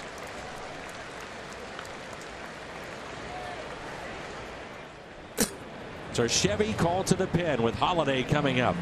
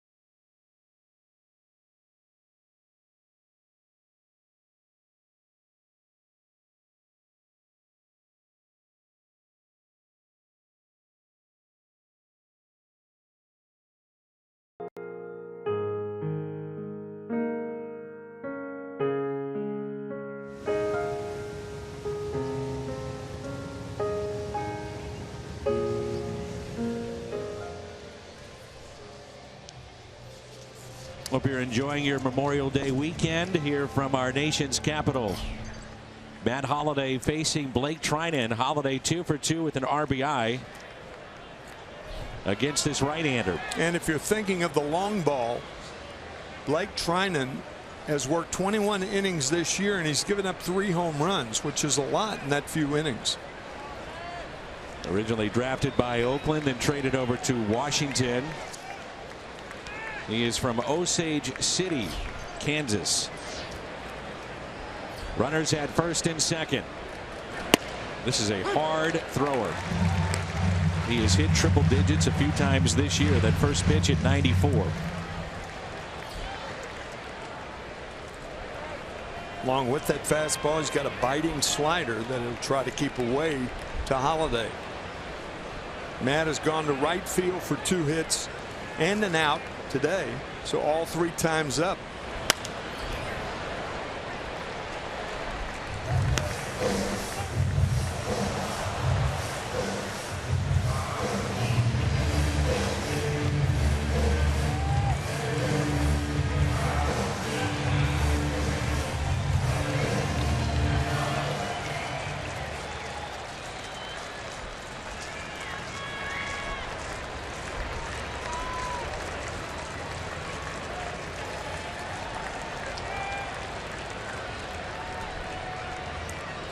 Here's an 0-2 pitch to Holiday.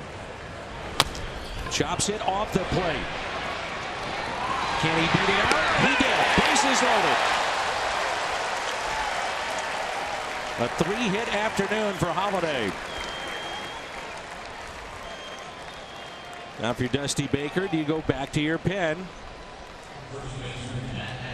and just start going righty-lefty matchups here? He may do that. If you're Dusty Baker, whenever Dusty comes out to the home plate umpire, he's going to make a double switch to save his bullpen. That's what that situation is designed for.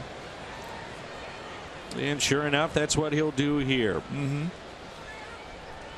Ben Revere, the left fielder, will move to center field, and Michael Thompson's out of there.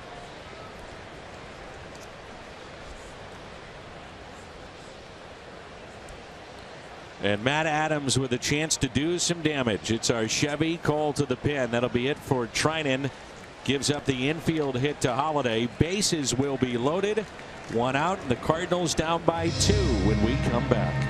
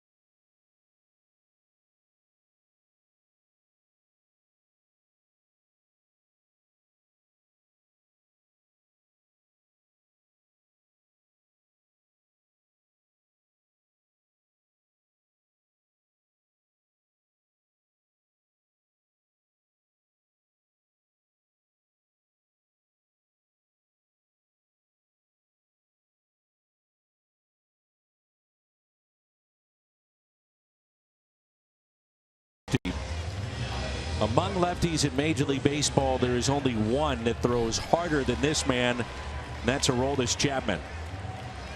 In his career, left-handers have a total of 7 extra base hits, not just for the year, for his career. Leads Washington with 9 holds. They feel that at some point he may be the closer of the future. What's the most important thing for a left-handed hitter to do against a left-handed pitcher? Keep your right shoulder in more than you would against a right-hander. Bases are loaded. First pitch to Adams, taken for a ball. Matt Adams doing very well against left-handed pitching this year, almost as well as against right-handers. Looking for a hit right here. Inning started with Oliver Perez. The 1-0 pitch. After Perez, it was Treinen, and now Rivero.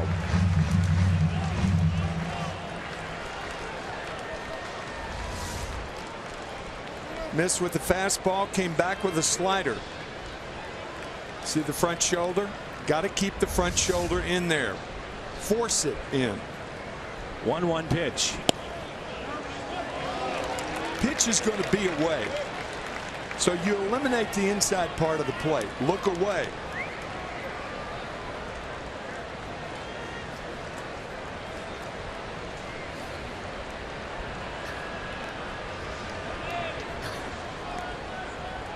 The 2-1, Rivero to Adams.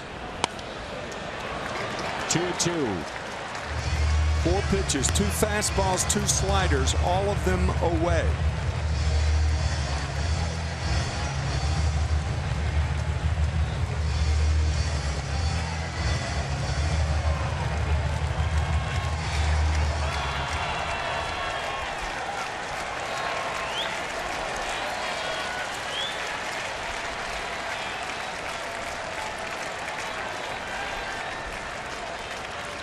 A 2-2 pitch.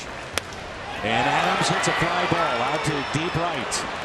Harper will make the catch. 2 runners tag up. That's Garcia from second to third. Run scores. That's Diaz, and it makes it a 3-2 Washington lead. That's a dangerous throw through by Harper. nobody was behind Rendon at third base. Had that ball gotten by him, the pitcher doesn't have time to get to third base. So that was really a poor throw by Harper, who missed the cutoff man. So he misses the cutoff man. It's to the cutoff man's left, and Rendon is naked at third base. The pitcher's not backing up the play. That's why it's a bad throw by Harper. Washington got away with it. So runners at the corners, 2 down for Randal Grichuk. We are in the top of the 7th. Good ball game. 3-2 our score.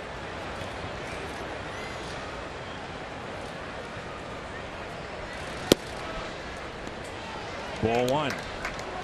Grichuk 0 for 3 today. Grounded out to third, fly to center, and popped out to second. Greg Garcia, an excellent base runner at third base. He's going to be alive for a wild pitch. Ball that just scoots away from Ramos, the catcher. Grichuk hits it a mile high out to left field. This is Chris Heisey, who just checked in the game when he makes the catch. Cardinals strand 2. They pick up a run. It's time to stretch. 3-2 Nationals.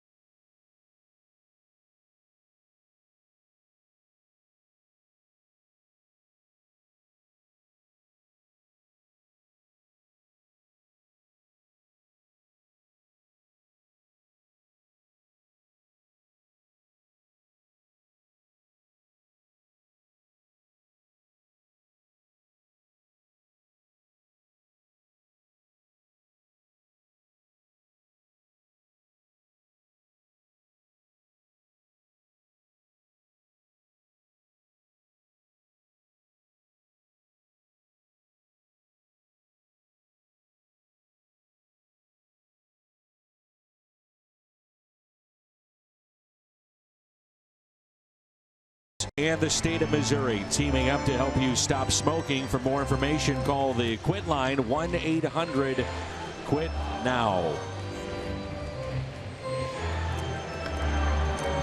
Cloudy day, it's warm, 81 degrees here in our nation's capital. With Jim Hayes and Tim McCarver, I'm Dan McLaughlin from Nationals Park in Washington, D.C.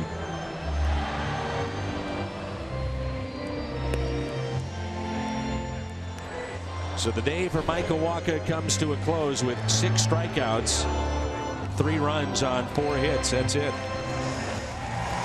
Good to see Wacha get back on track.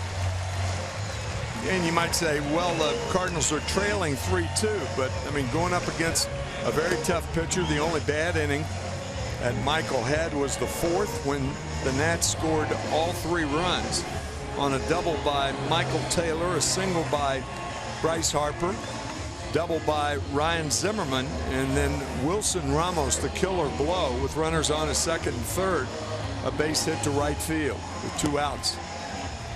But he pitched very, very well. Seemed like he had more snap at the end, like to his fastball. Agreed. Obviously, he's going to make that changeup that much better. Well, the last 3 games, Lee, Garcia, Wainwright all went 7 innings. So the bullpen gets a little breather after they were used a bunch during the homestand. 2 games before that, Martinez and Wacha left early. I mean, to put it in perspective, this is our Chevy call to the pen. The last 2 Waka Martinez starts, the bullpen has thrown 9 innings, so a little bit of a breather here today. And here's Rendon.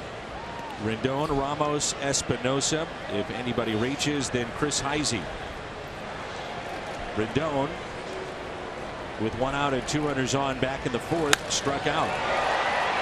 And he hits a high fly ball into deep right center. Grichuk back, and it's off the top of the wall, and it is gone.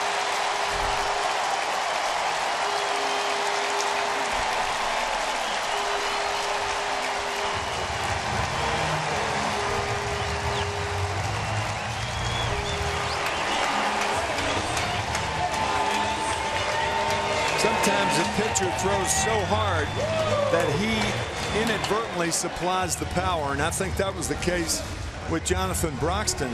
This ball, a 98-mile-an-hour fastball, and Rendon simply gets the bat out in front. Good power the other way. Well, the Cardinals are taking a closer look at this to see if indeed this is a home run. They want to make sure that cleared the wall. If it is a home run, it's only the 2nd allowed by Jonathan Broxton this year. Rendon with just his 4th home run. You know, the way the ball bounced, it looked like it bounced on the crease and came up. But that's the way I saw it. Yeah. But immediately it was ruled a home run. And it's up to the umpires as to whether or not they want to take a look at this. If they overturn it, then obviously Rendon goes back to second base. Not that, which means that because they called it a home run. It is a home run. Yeah, but had that not been a home run, had they changed it, he would have been at third base if they play it. Sure. It's Rendon with good speed, so that the Nationals would have been penalized a base had this ball been overturned.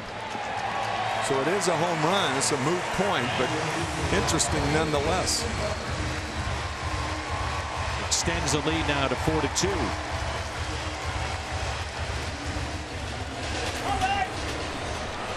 Tell you what, that's a pretty good poke out to right center.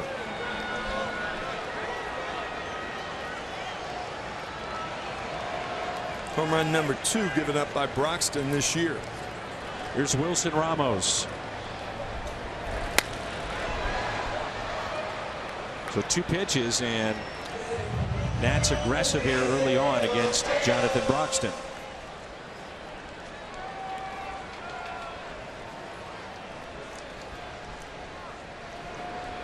Ramos has walked one of the key at bats of this game, a 2-out base hit that scored 2 back in the 4th.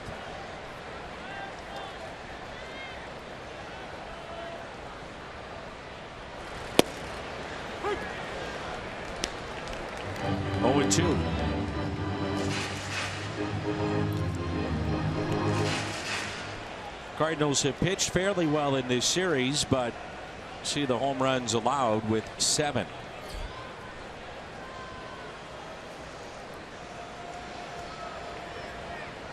And the 0-2.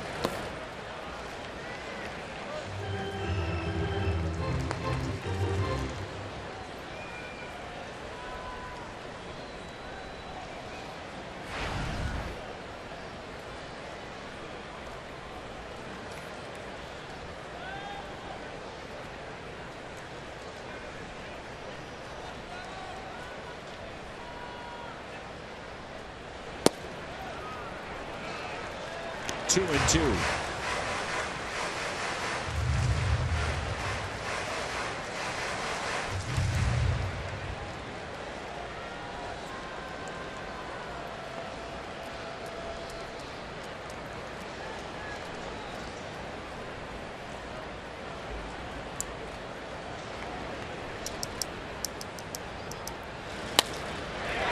Base hit into right field.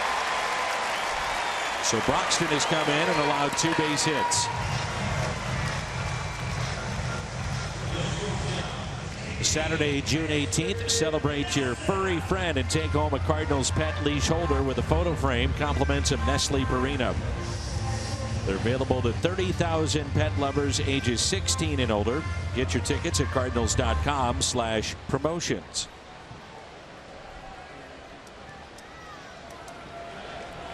Espinosa is 0 for 2 with a pair of strikeouts. Remember, the double switch means that Chris Heisey, the left fielder, is now batting ninth. So where you wouldn't normally do it, and I was going to say you wouldn't normally bunt in this situation with the pitcher spot up, but the pitcher spot's not up next. Heisey, by the way, even though it's not a pinch hit situation, is proven to be one of the best pinch hitters right now in the game. It's kind of a pinch hit situation because it will be his first at bat of the afternoon. Dusty Baker knew him well from his time with the Cincinnati Reds. 0-1 the count. Broxton would love the double play here.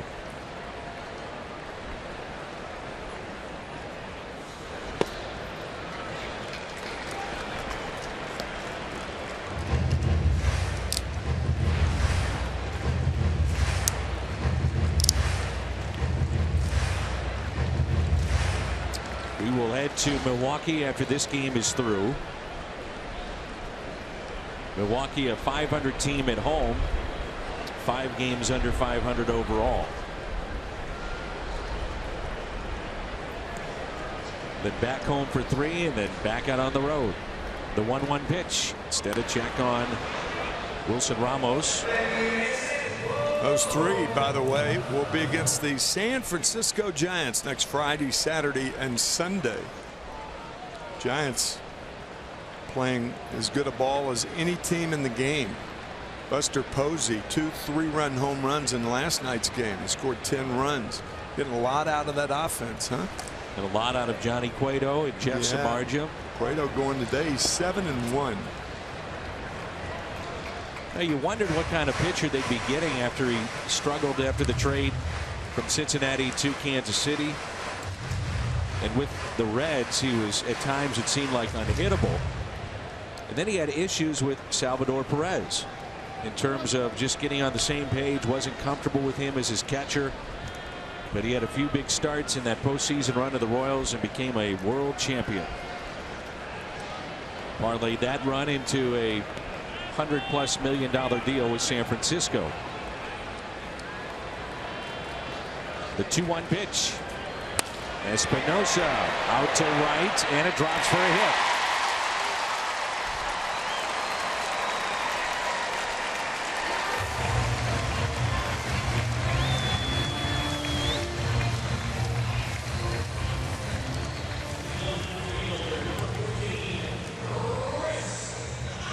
Cardinals have Dean Kekeffer starting to throw in the pen.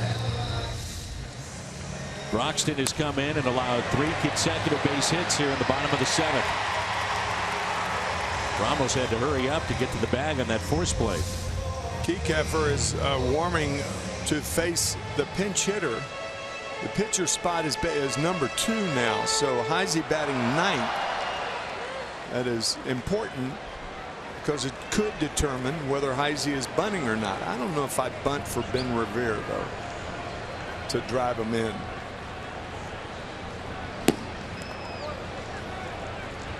Carpenter looking for a bunt. I don't think he's bunting here. Could be wrong, but I don't think a bunt in this situation is the right play. We shall see. First pitch to Heisey. Did not show bunt. Looks at a strike.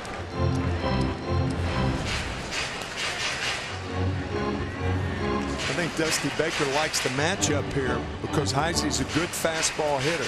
Agreed. Very good fastball hitter.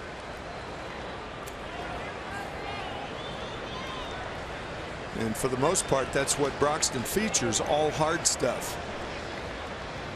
And the 0-1 pitch. 0-2. Good sinker there from Jonathan Broxton.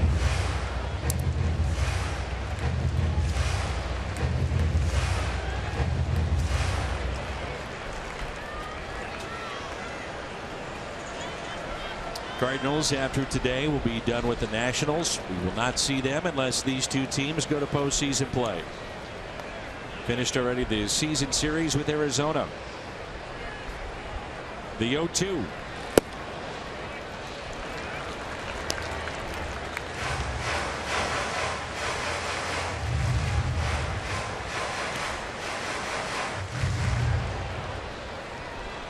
Inning started with a home run off the bat of Rendon. Ramos base hit to right. Same can be said for Espinosa. With Kiefer getting loose, lefty on deck, may see Dean come in to face Ben Revere.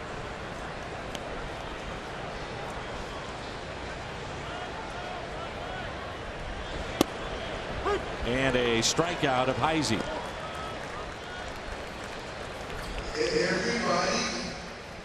That was a good fastball on the inside part, and Heisey froze as though he didn't know that was the third strike or not. Agreed.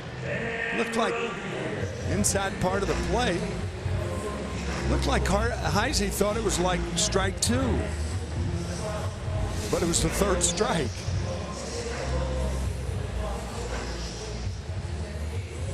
Double switch coming up for the Cardinals. Grichuk will come out. Hazelbaker will come in, take over in center field. And Dean Kiefer will come in. It's our Chevy call to the pin, with the Nationals leading by the score of 4-2.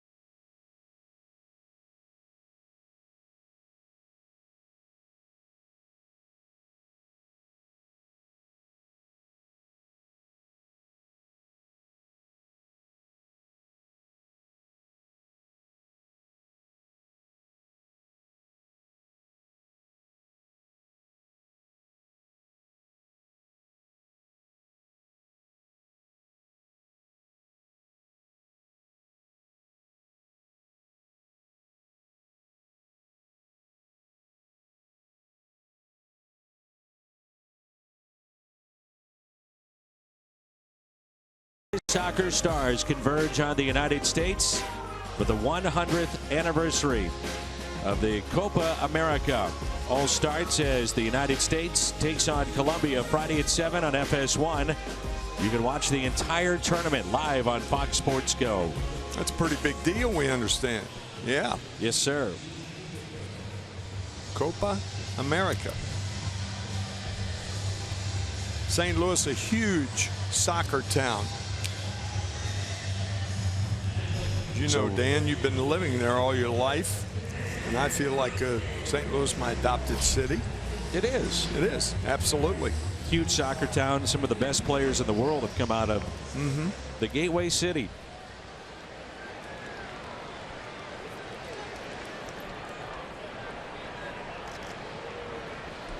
So 1 out and 2 on. Kiefer is into the ball game to face Ben Revere. Revere is hitless in 3 plate appearances.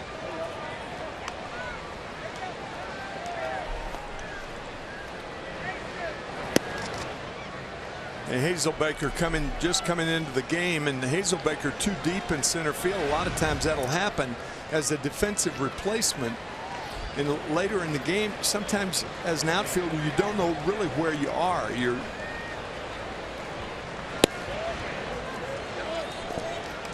Well, the Cardinals are getting their money's worth out of Dean Kiefer already.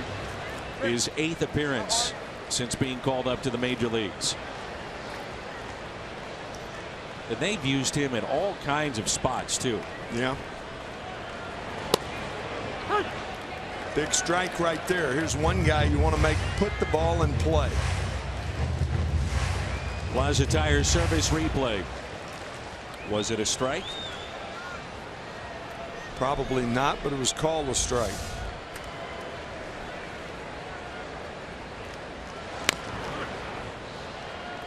You would like Ben Revere. The reason being, his favorite subject is history. And when you don't find him on the baseball diamond, he's reading books or watching the History Channel. Big history buff. That's his bag. He loves it.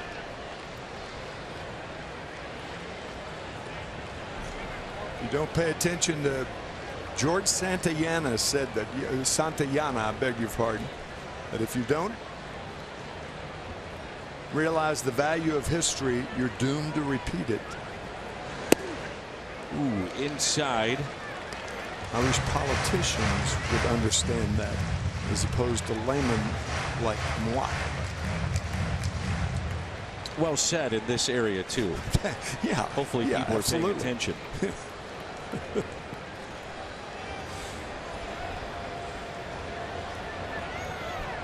3-2 pitch. And he walked a blue ball.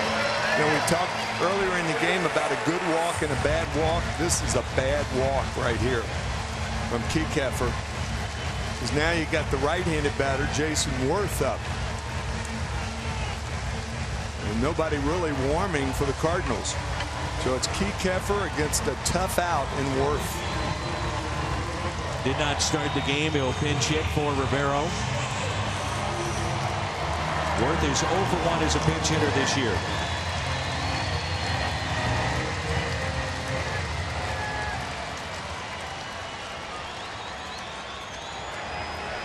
Five grand slams in his career. Bases loaded, 1 out. Kiekefer needs a double play or a strikeout.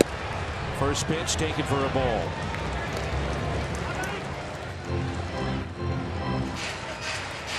And with Harper coming up, Murphy coming up, this is all Dean Kiekefer.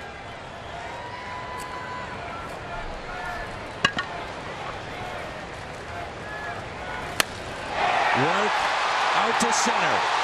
Well hit off the bench. Grand slam.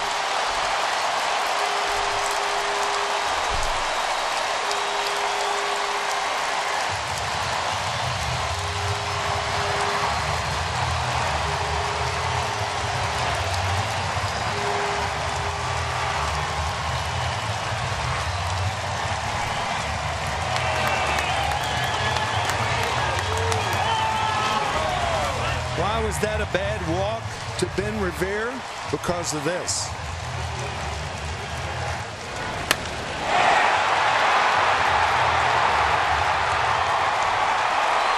The Nissan drive of the game.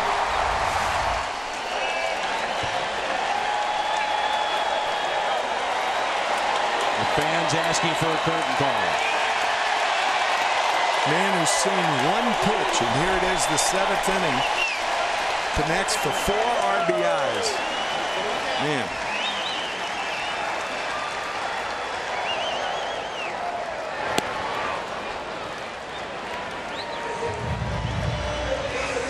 Two of the runs charged to Broxton. He gave up 3, recorded 1 out.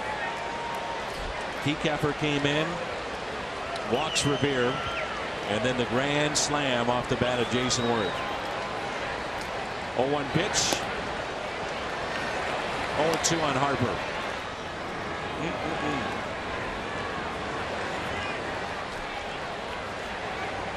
Yankees did get a hit off of Jake Odorizzi.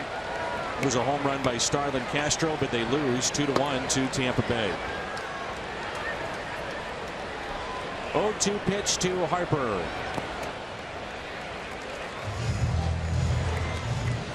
Bryce 1 for 3 today. Base hit into right, scored a run back in the 4th. And Wacha now on the verge of dropping his 6th consecutive start.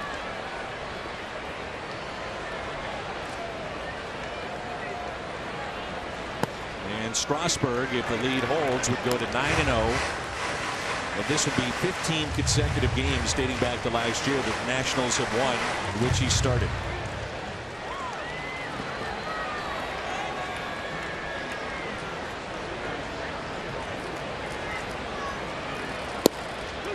And a strikeout of Harper.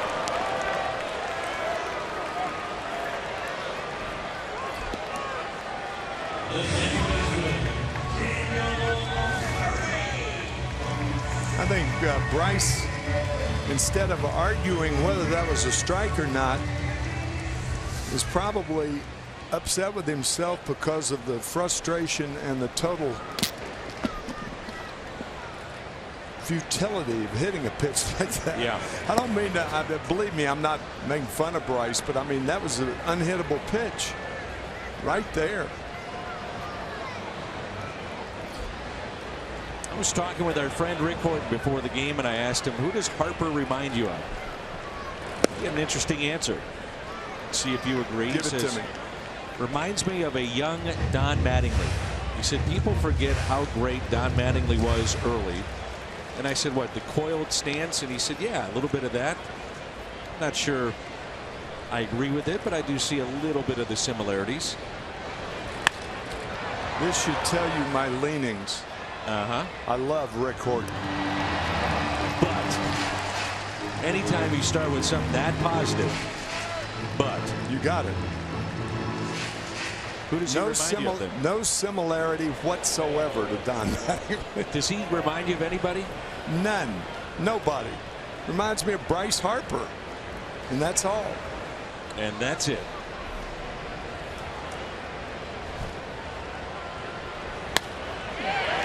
And a base hit for Murphy. So who does Murphy know? First hit for Daniel Murphy. Yeah, I will say, Dan, that if you're in another ballpark and you're looking at the scores, which the Sunday afternoon game, only one game being played later, and that's an ESPN game. I think it's Mets Dodgers tonight, Clayton Kershaw going. But you would think, if you weren't tuned into this game, you would think this is a blowout. It's 8-2 in the bottom of seventh inning. This has been a very close game throughout until the Worth home run. Inning started, it was 3-2. Then a home run by Rendon, who is on deck, and the grand slam by Jason Worth to account for the 5 runs.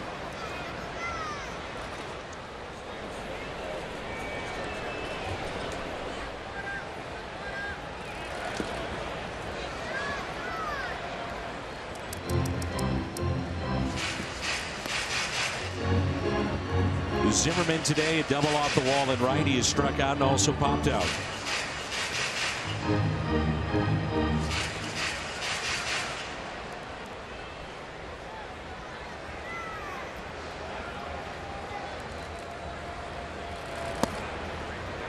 Hey, by the way, I wanted to say thank you for that great dinner we had last night. You cut it out. Wonderful time. All the great people we get the chance to interact with. We'll explain that in the next half inning, folks. It's terrible.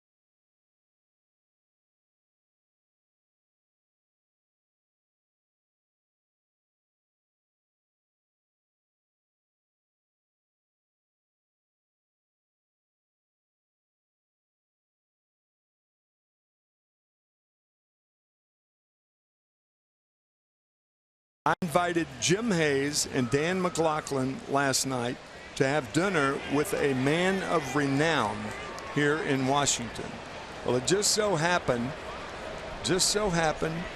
that my friend did not show. And that's what Dan was referring to when he thanked me for dinner last night.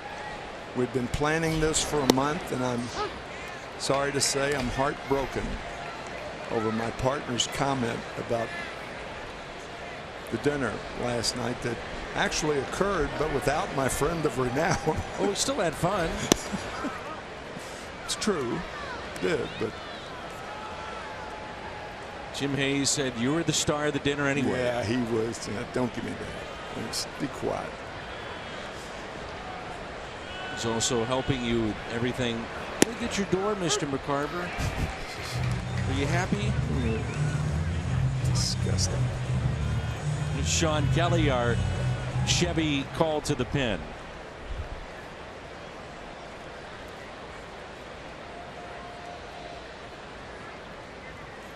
So I misspoke earlier that I thought Tampa Bay had won that game 2-1. Actually, they lost the game 2-1. So the Yankees win. Are we supposed to get rain today? It Yes. looks like it's going to rain. Later.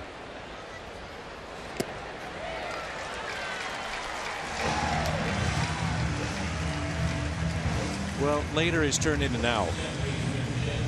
I look out, I take my sunglasses off, and it's starting to rain.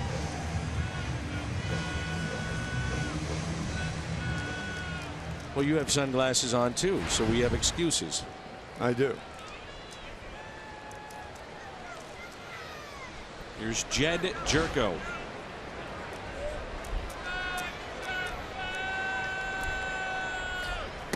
Up and in to Jerko. A couple of base hits today. Singled off the bag at third. Also singled to left and fly to center.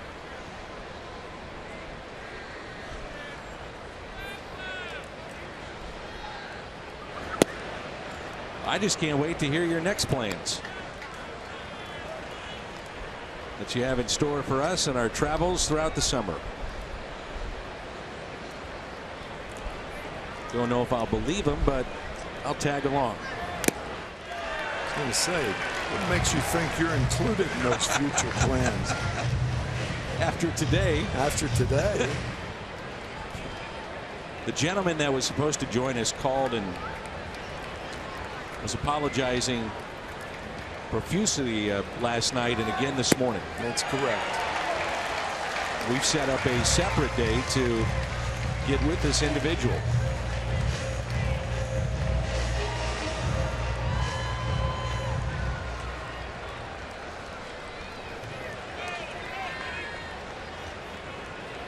The 2-2 pitch to Jed Jerko.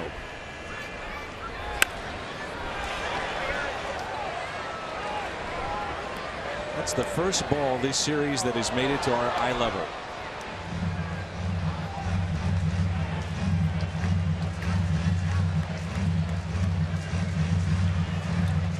Funny how the game works, though, Dan. I mean, here, unless the Cardinals can mount a hefty rally over the last 5 outs, score at least 6 runs. This has been the type of series where the Cardinals have gotten the most out of their talent. Offensively, defensively, a couple of home run balls that were important.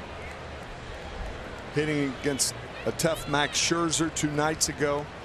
Couldn't catch up to Strasburg today, who gave up 1 run in 6 innings.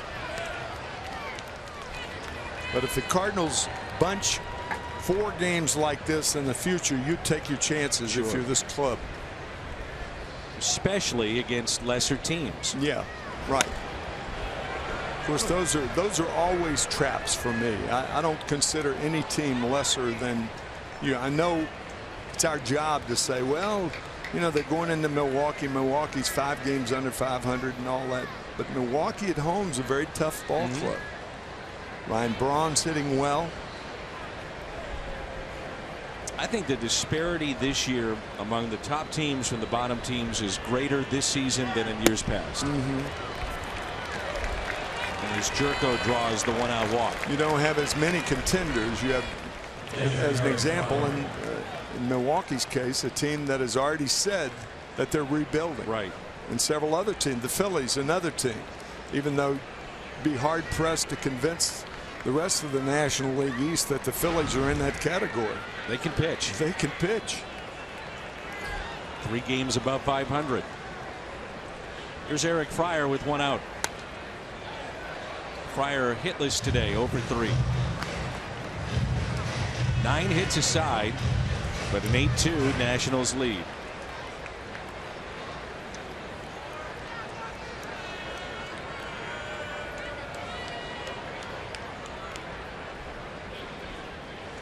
Light rain here at the ballpark continues.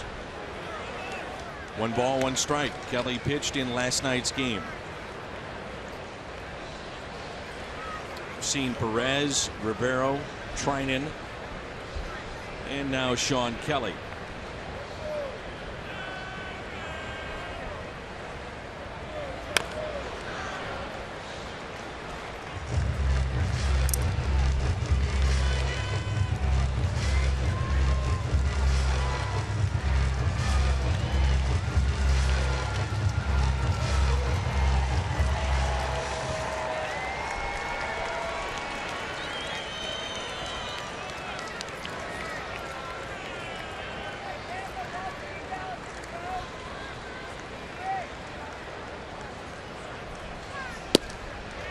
Two and 2.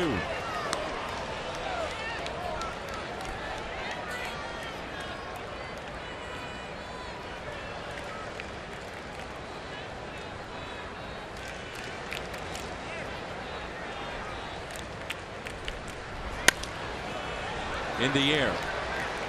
Shallow right field. Harper comes in to make the catch. 2 outs.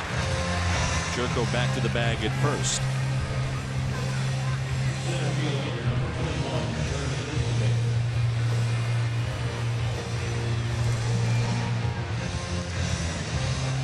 Jeremy Hazelbaker, part of the double switch, his first plate appearance of the afternoon.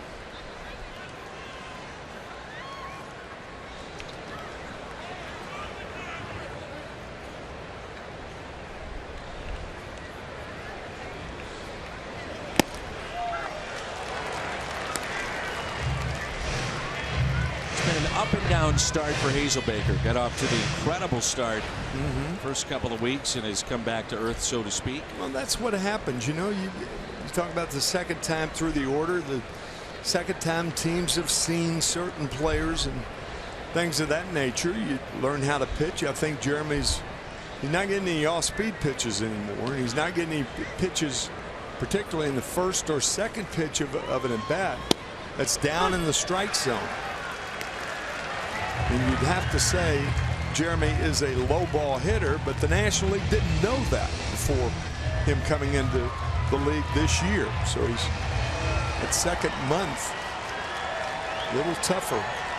Got to start thinking along with the opposition about how they're going to pitch you. The 0-2. He strikes out. 2 strikeouts for Kelly in the inning. We head to the bottom of the 8th. Nationals with a 6-run lead.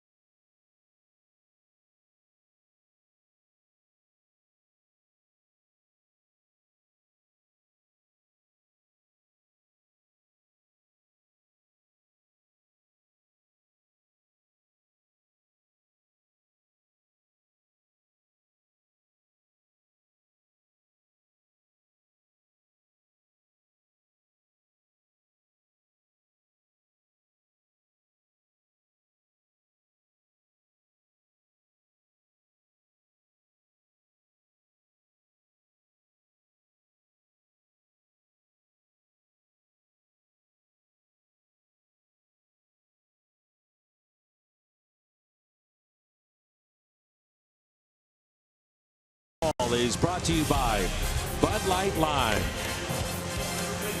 and by your local Volkswagen dealer.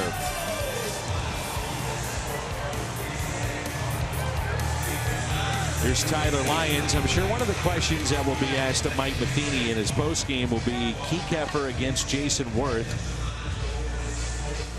May have thought about going to a right-hander. He did have Seung-Hwan Oh up 3 different times last night, so you wonder about his availability for this game. Regardless, turned into a grand slam, and it's an 8-2 Washington lead as Tyler Lyons takes over for the Cardinals. Anthony Rendon got it all started back in the 7th, and the first pitch is taken for a ball. It was a solo home run off of Jonathan Broxton. That made it 4-2. Then Ramos would single to right. Espinosa singled to right. Broxton got the strikeout. Kiekefer came in. He walked Revere. And then at that point in time, you might think Seung-Hwan Oh to face Jason Worth off the bench. That wasn't the case. Kiekefer gave up the grand slam, and that's where we stand right now. It's 8-2.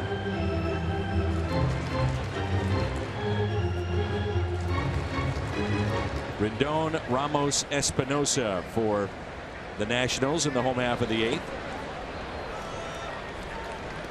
3 balls and 1 strike.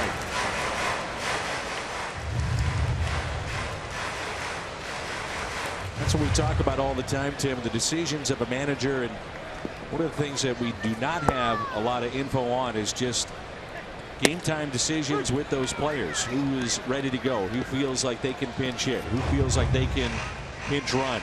Or pitch. Or pitch. That's the big one. Who do you want to stay away from? Normally they'll tell you about a pitcher, however, that if a guy in the bullpen has worked, say, 2 innings the game before, probably the last guy he would go to, unless it's extra innings in a game that's long, what have you. The other players, you just don't know. And that's what we were saying with Seung-Hwan Oh, up 3 different times last night. Yeah. Maybe that plays into his availability here today. 3-2 pitch. Hit up the middle, base hit. Rendon 2 for 4.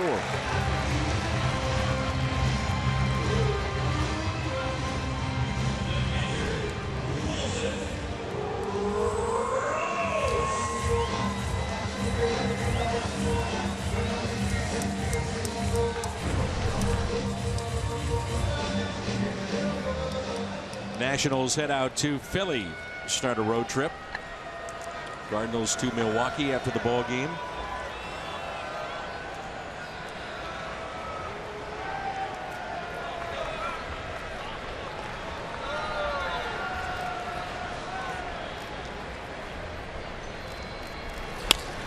And a high fly ball off the bat of Wilson Ramos, and this baby is way out of here. 2-run homer to Ramos. 3rd home run hit by the Nationals today. He's been on base 4 times. 3 for 3. 4 RBIs.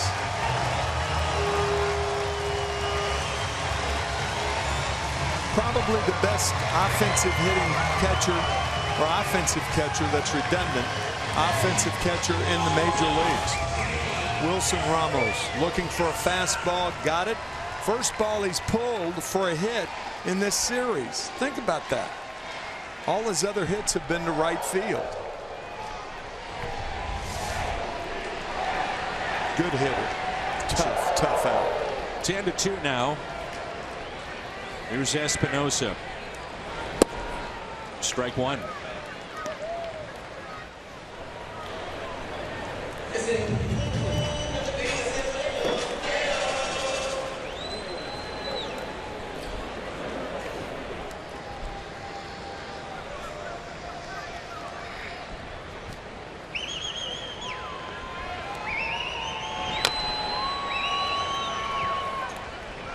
Seventh home run allowed by Lions this year.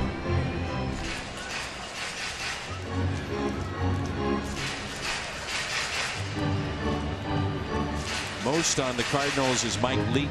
He's given up 9. No balls, 2 strikes.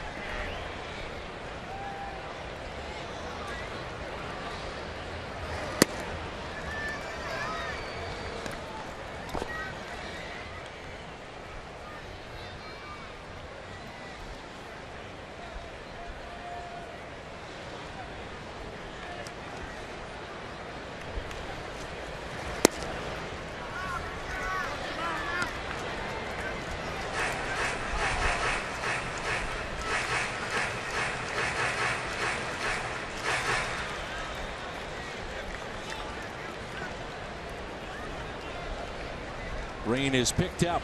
2-2 pitch in the dirt.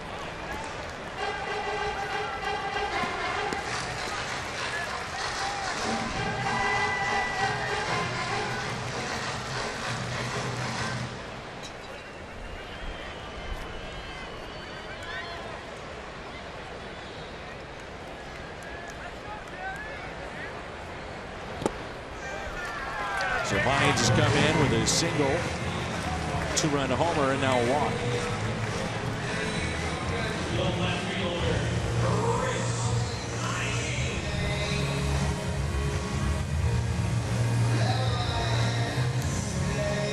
Izzy struck out looking back in the 7th inning.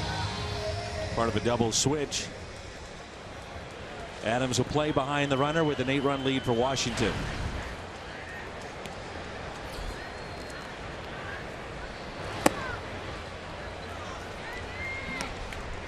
Now Derek Lilliquist hops out of the dugout.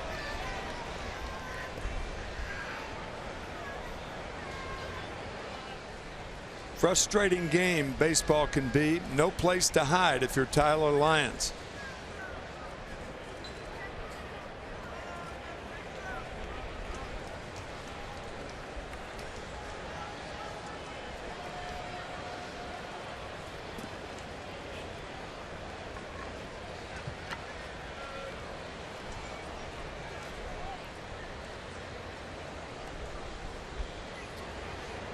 Here's a 1-0.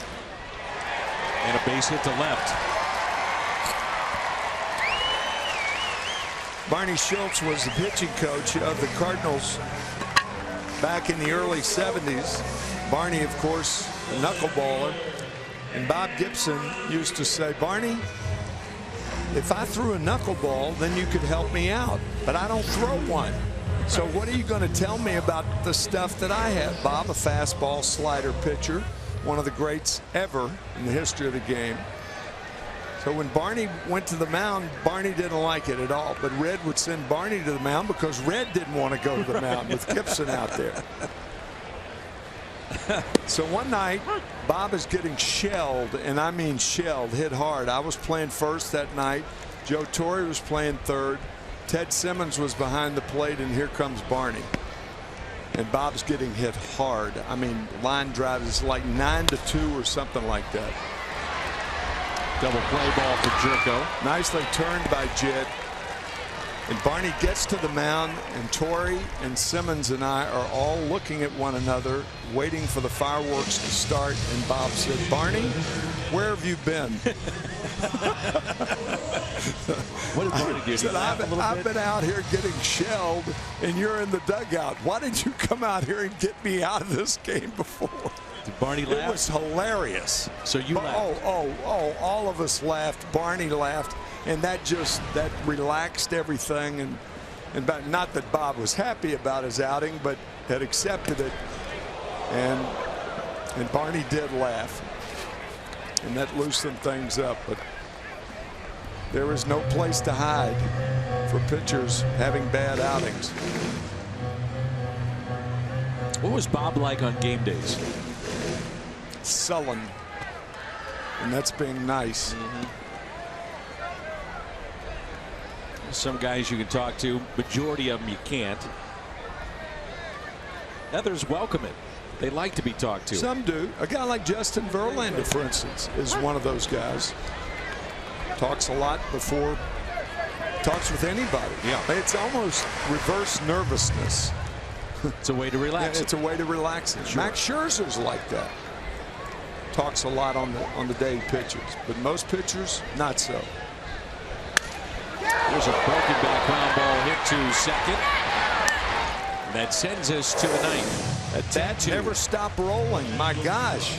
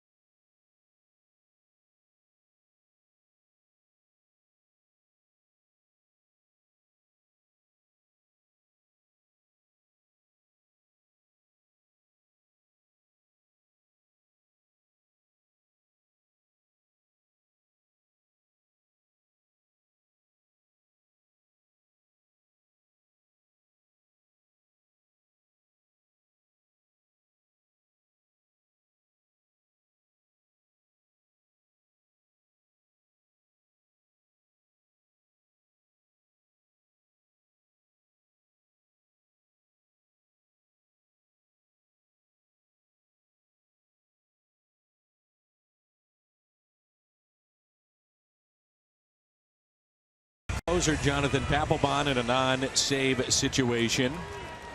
He has now cracked the top 10 for all-time saves leaders, passing Troy Percival recently. Only 3 closers all-time have more saves than Papelbon and a better save percentage. His save percentage is at 88.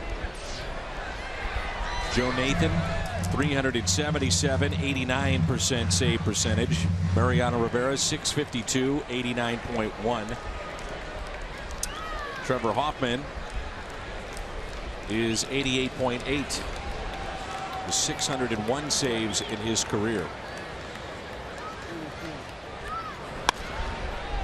There's a fly ball lifted out to left.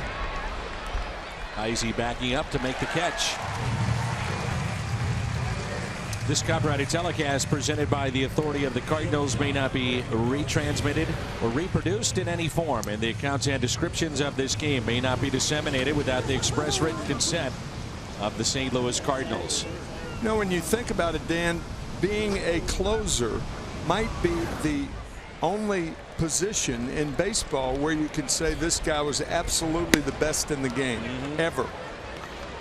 I mean, you know, as an example, you could say it was starting pitching, Sandy Koufax, Bob Gibson, Walter Johnson, Christy Mathewson.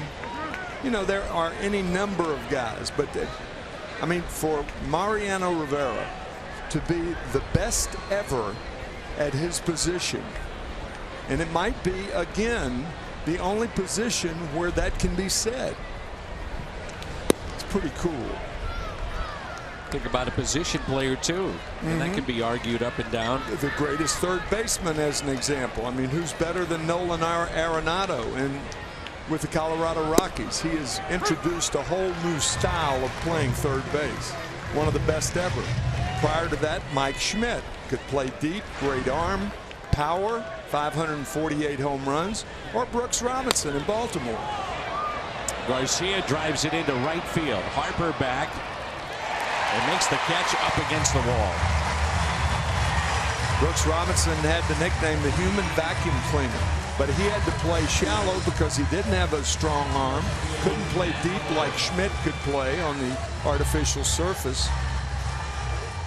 So there are questions about every position, but to reign supreme when you're the great Mariano Rivera is something. Steven Strasburg, our Budweiser player of the game. With a win today, he goes to 9-0. Here's Holiday.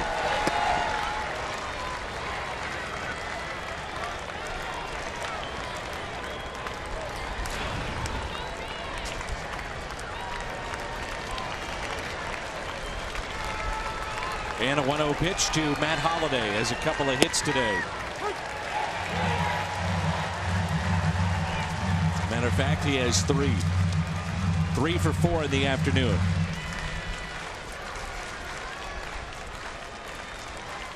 One ball, one strike.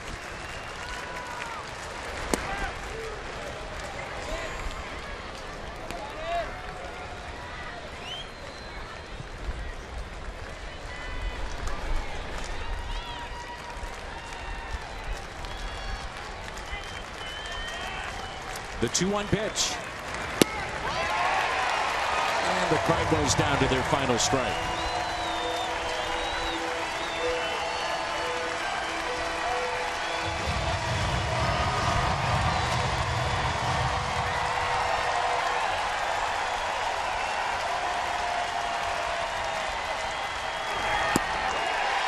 The two teams split the 4-game series. Cardinals won the first and the fourth. Or rather, the Nationals did. The Cardinals won games 2 and 3, and this game highlighted by the grand slam from Jason Worth. But if you're a Cardinals fan, I think the perspective that you have to look at is what Michael Wacha did today, and it was better than what we've seen in his previous 5 starts. And the whole series, I think, Dan. I mean, it was, in splitting the series, it was more than a 500 series. It was a series of encouragement the way we viewed it.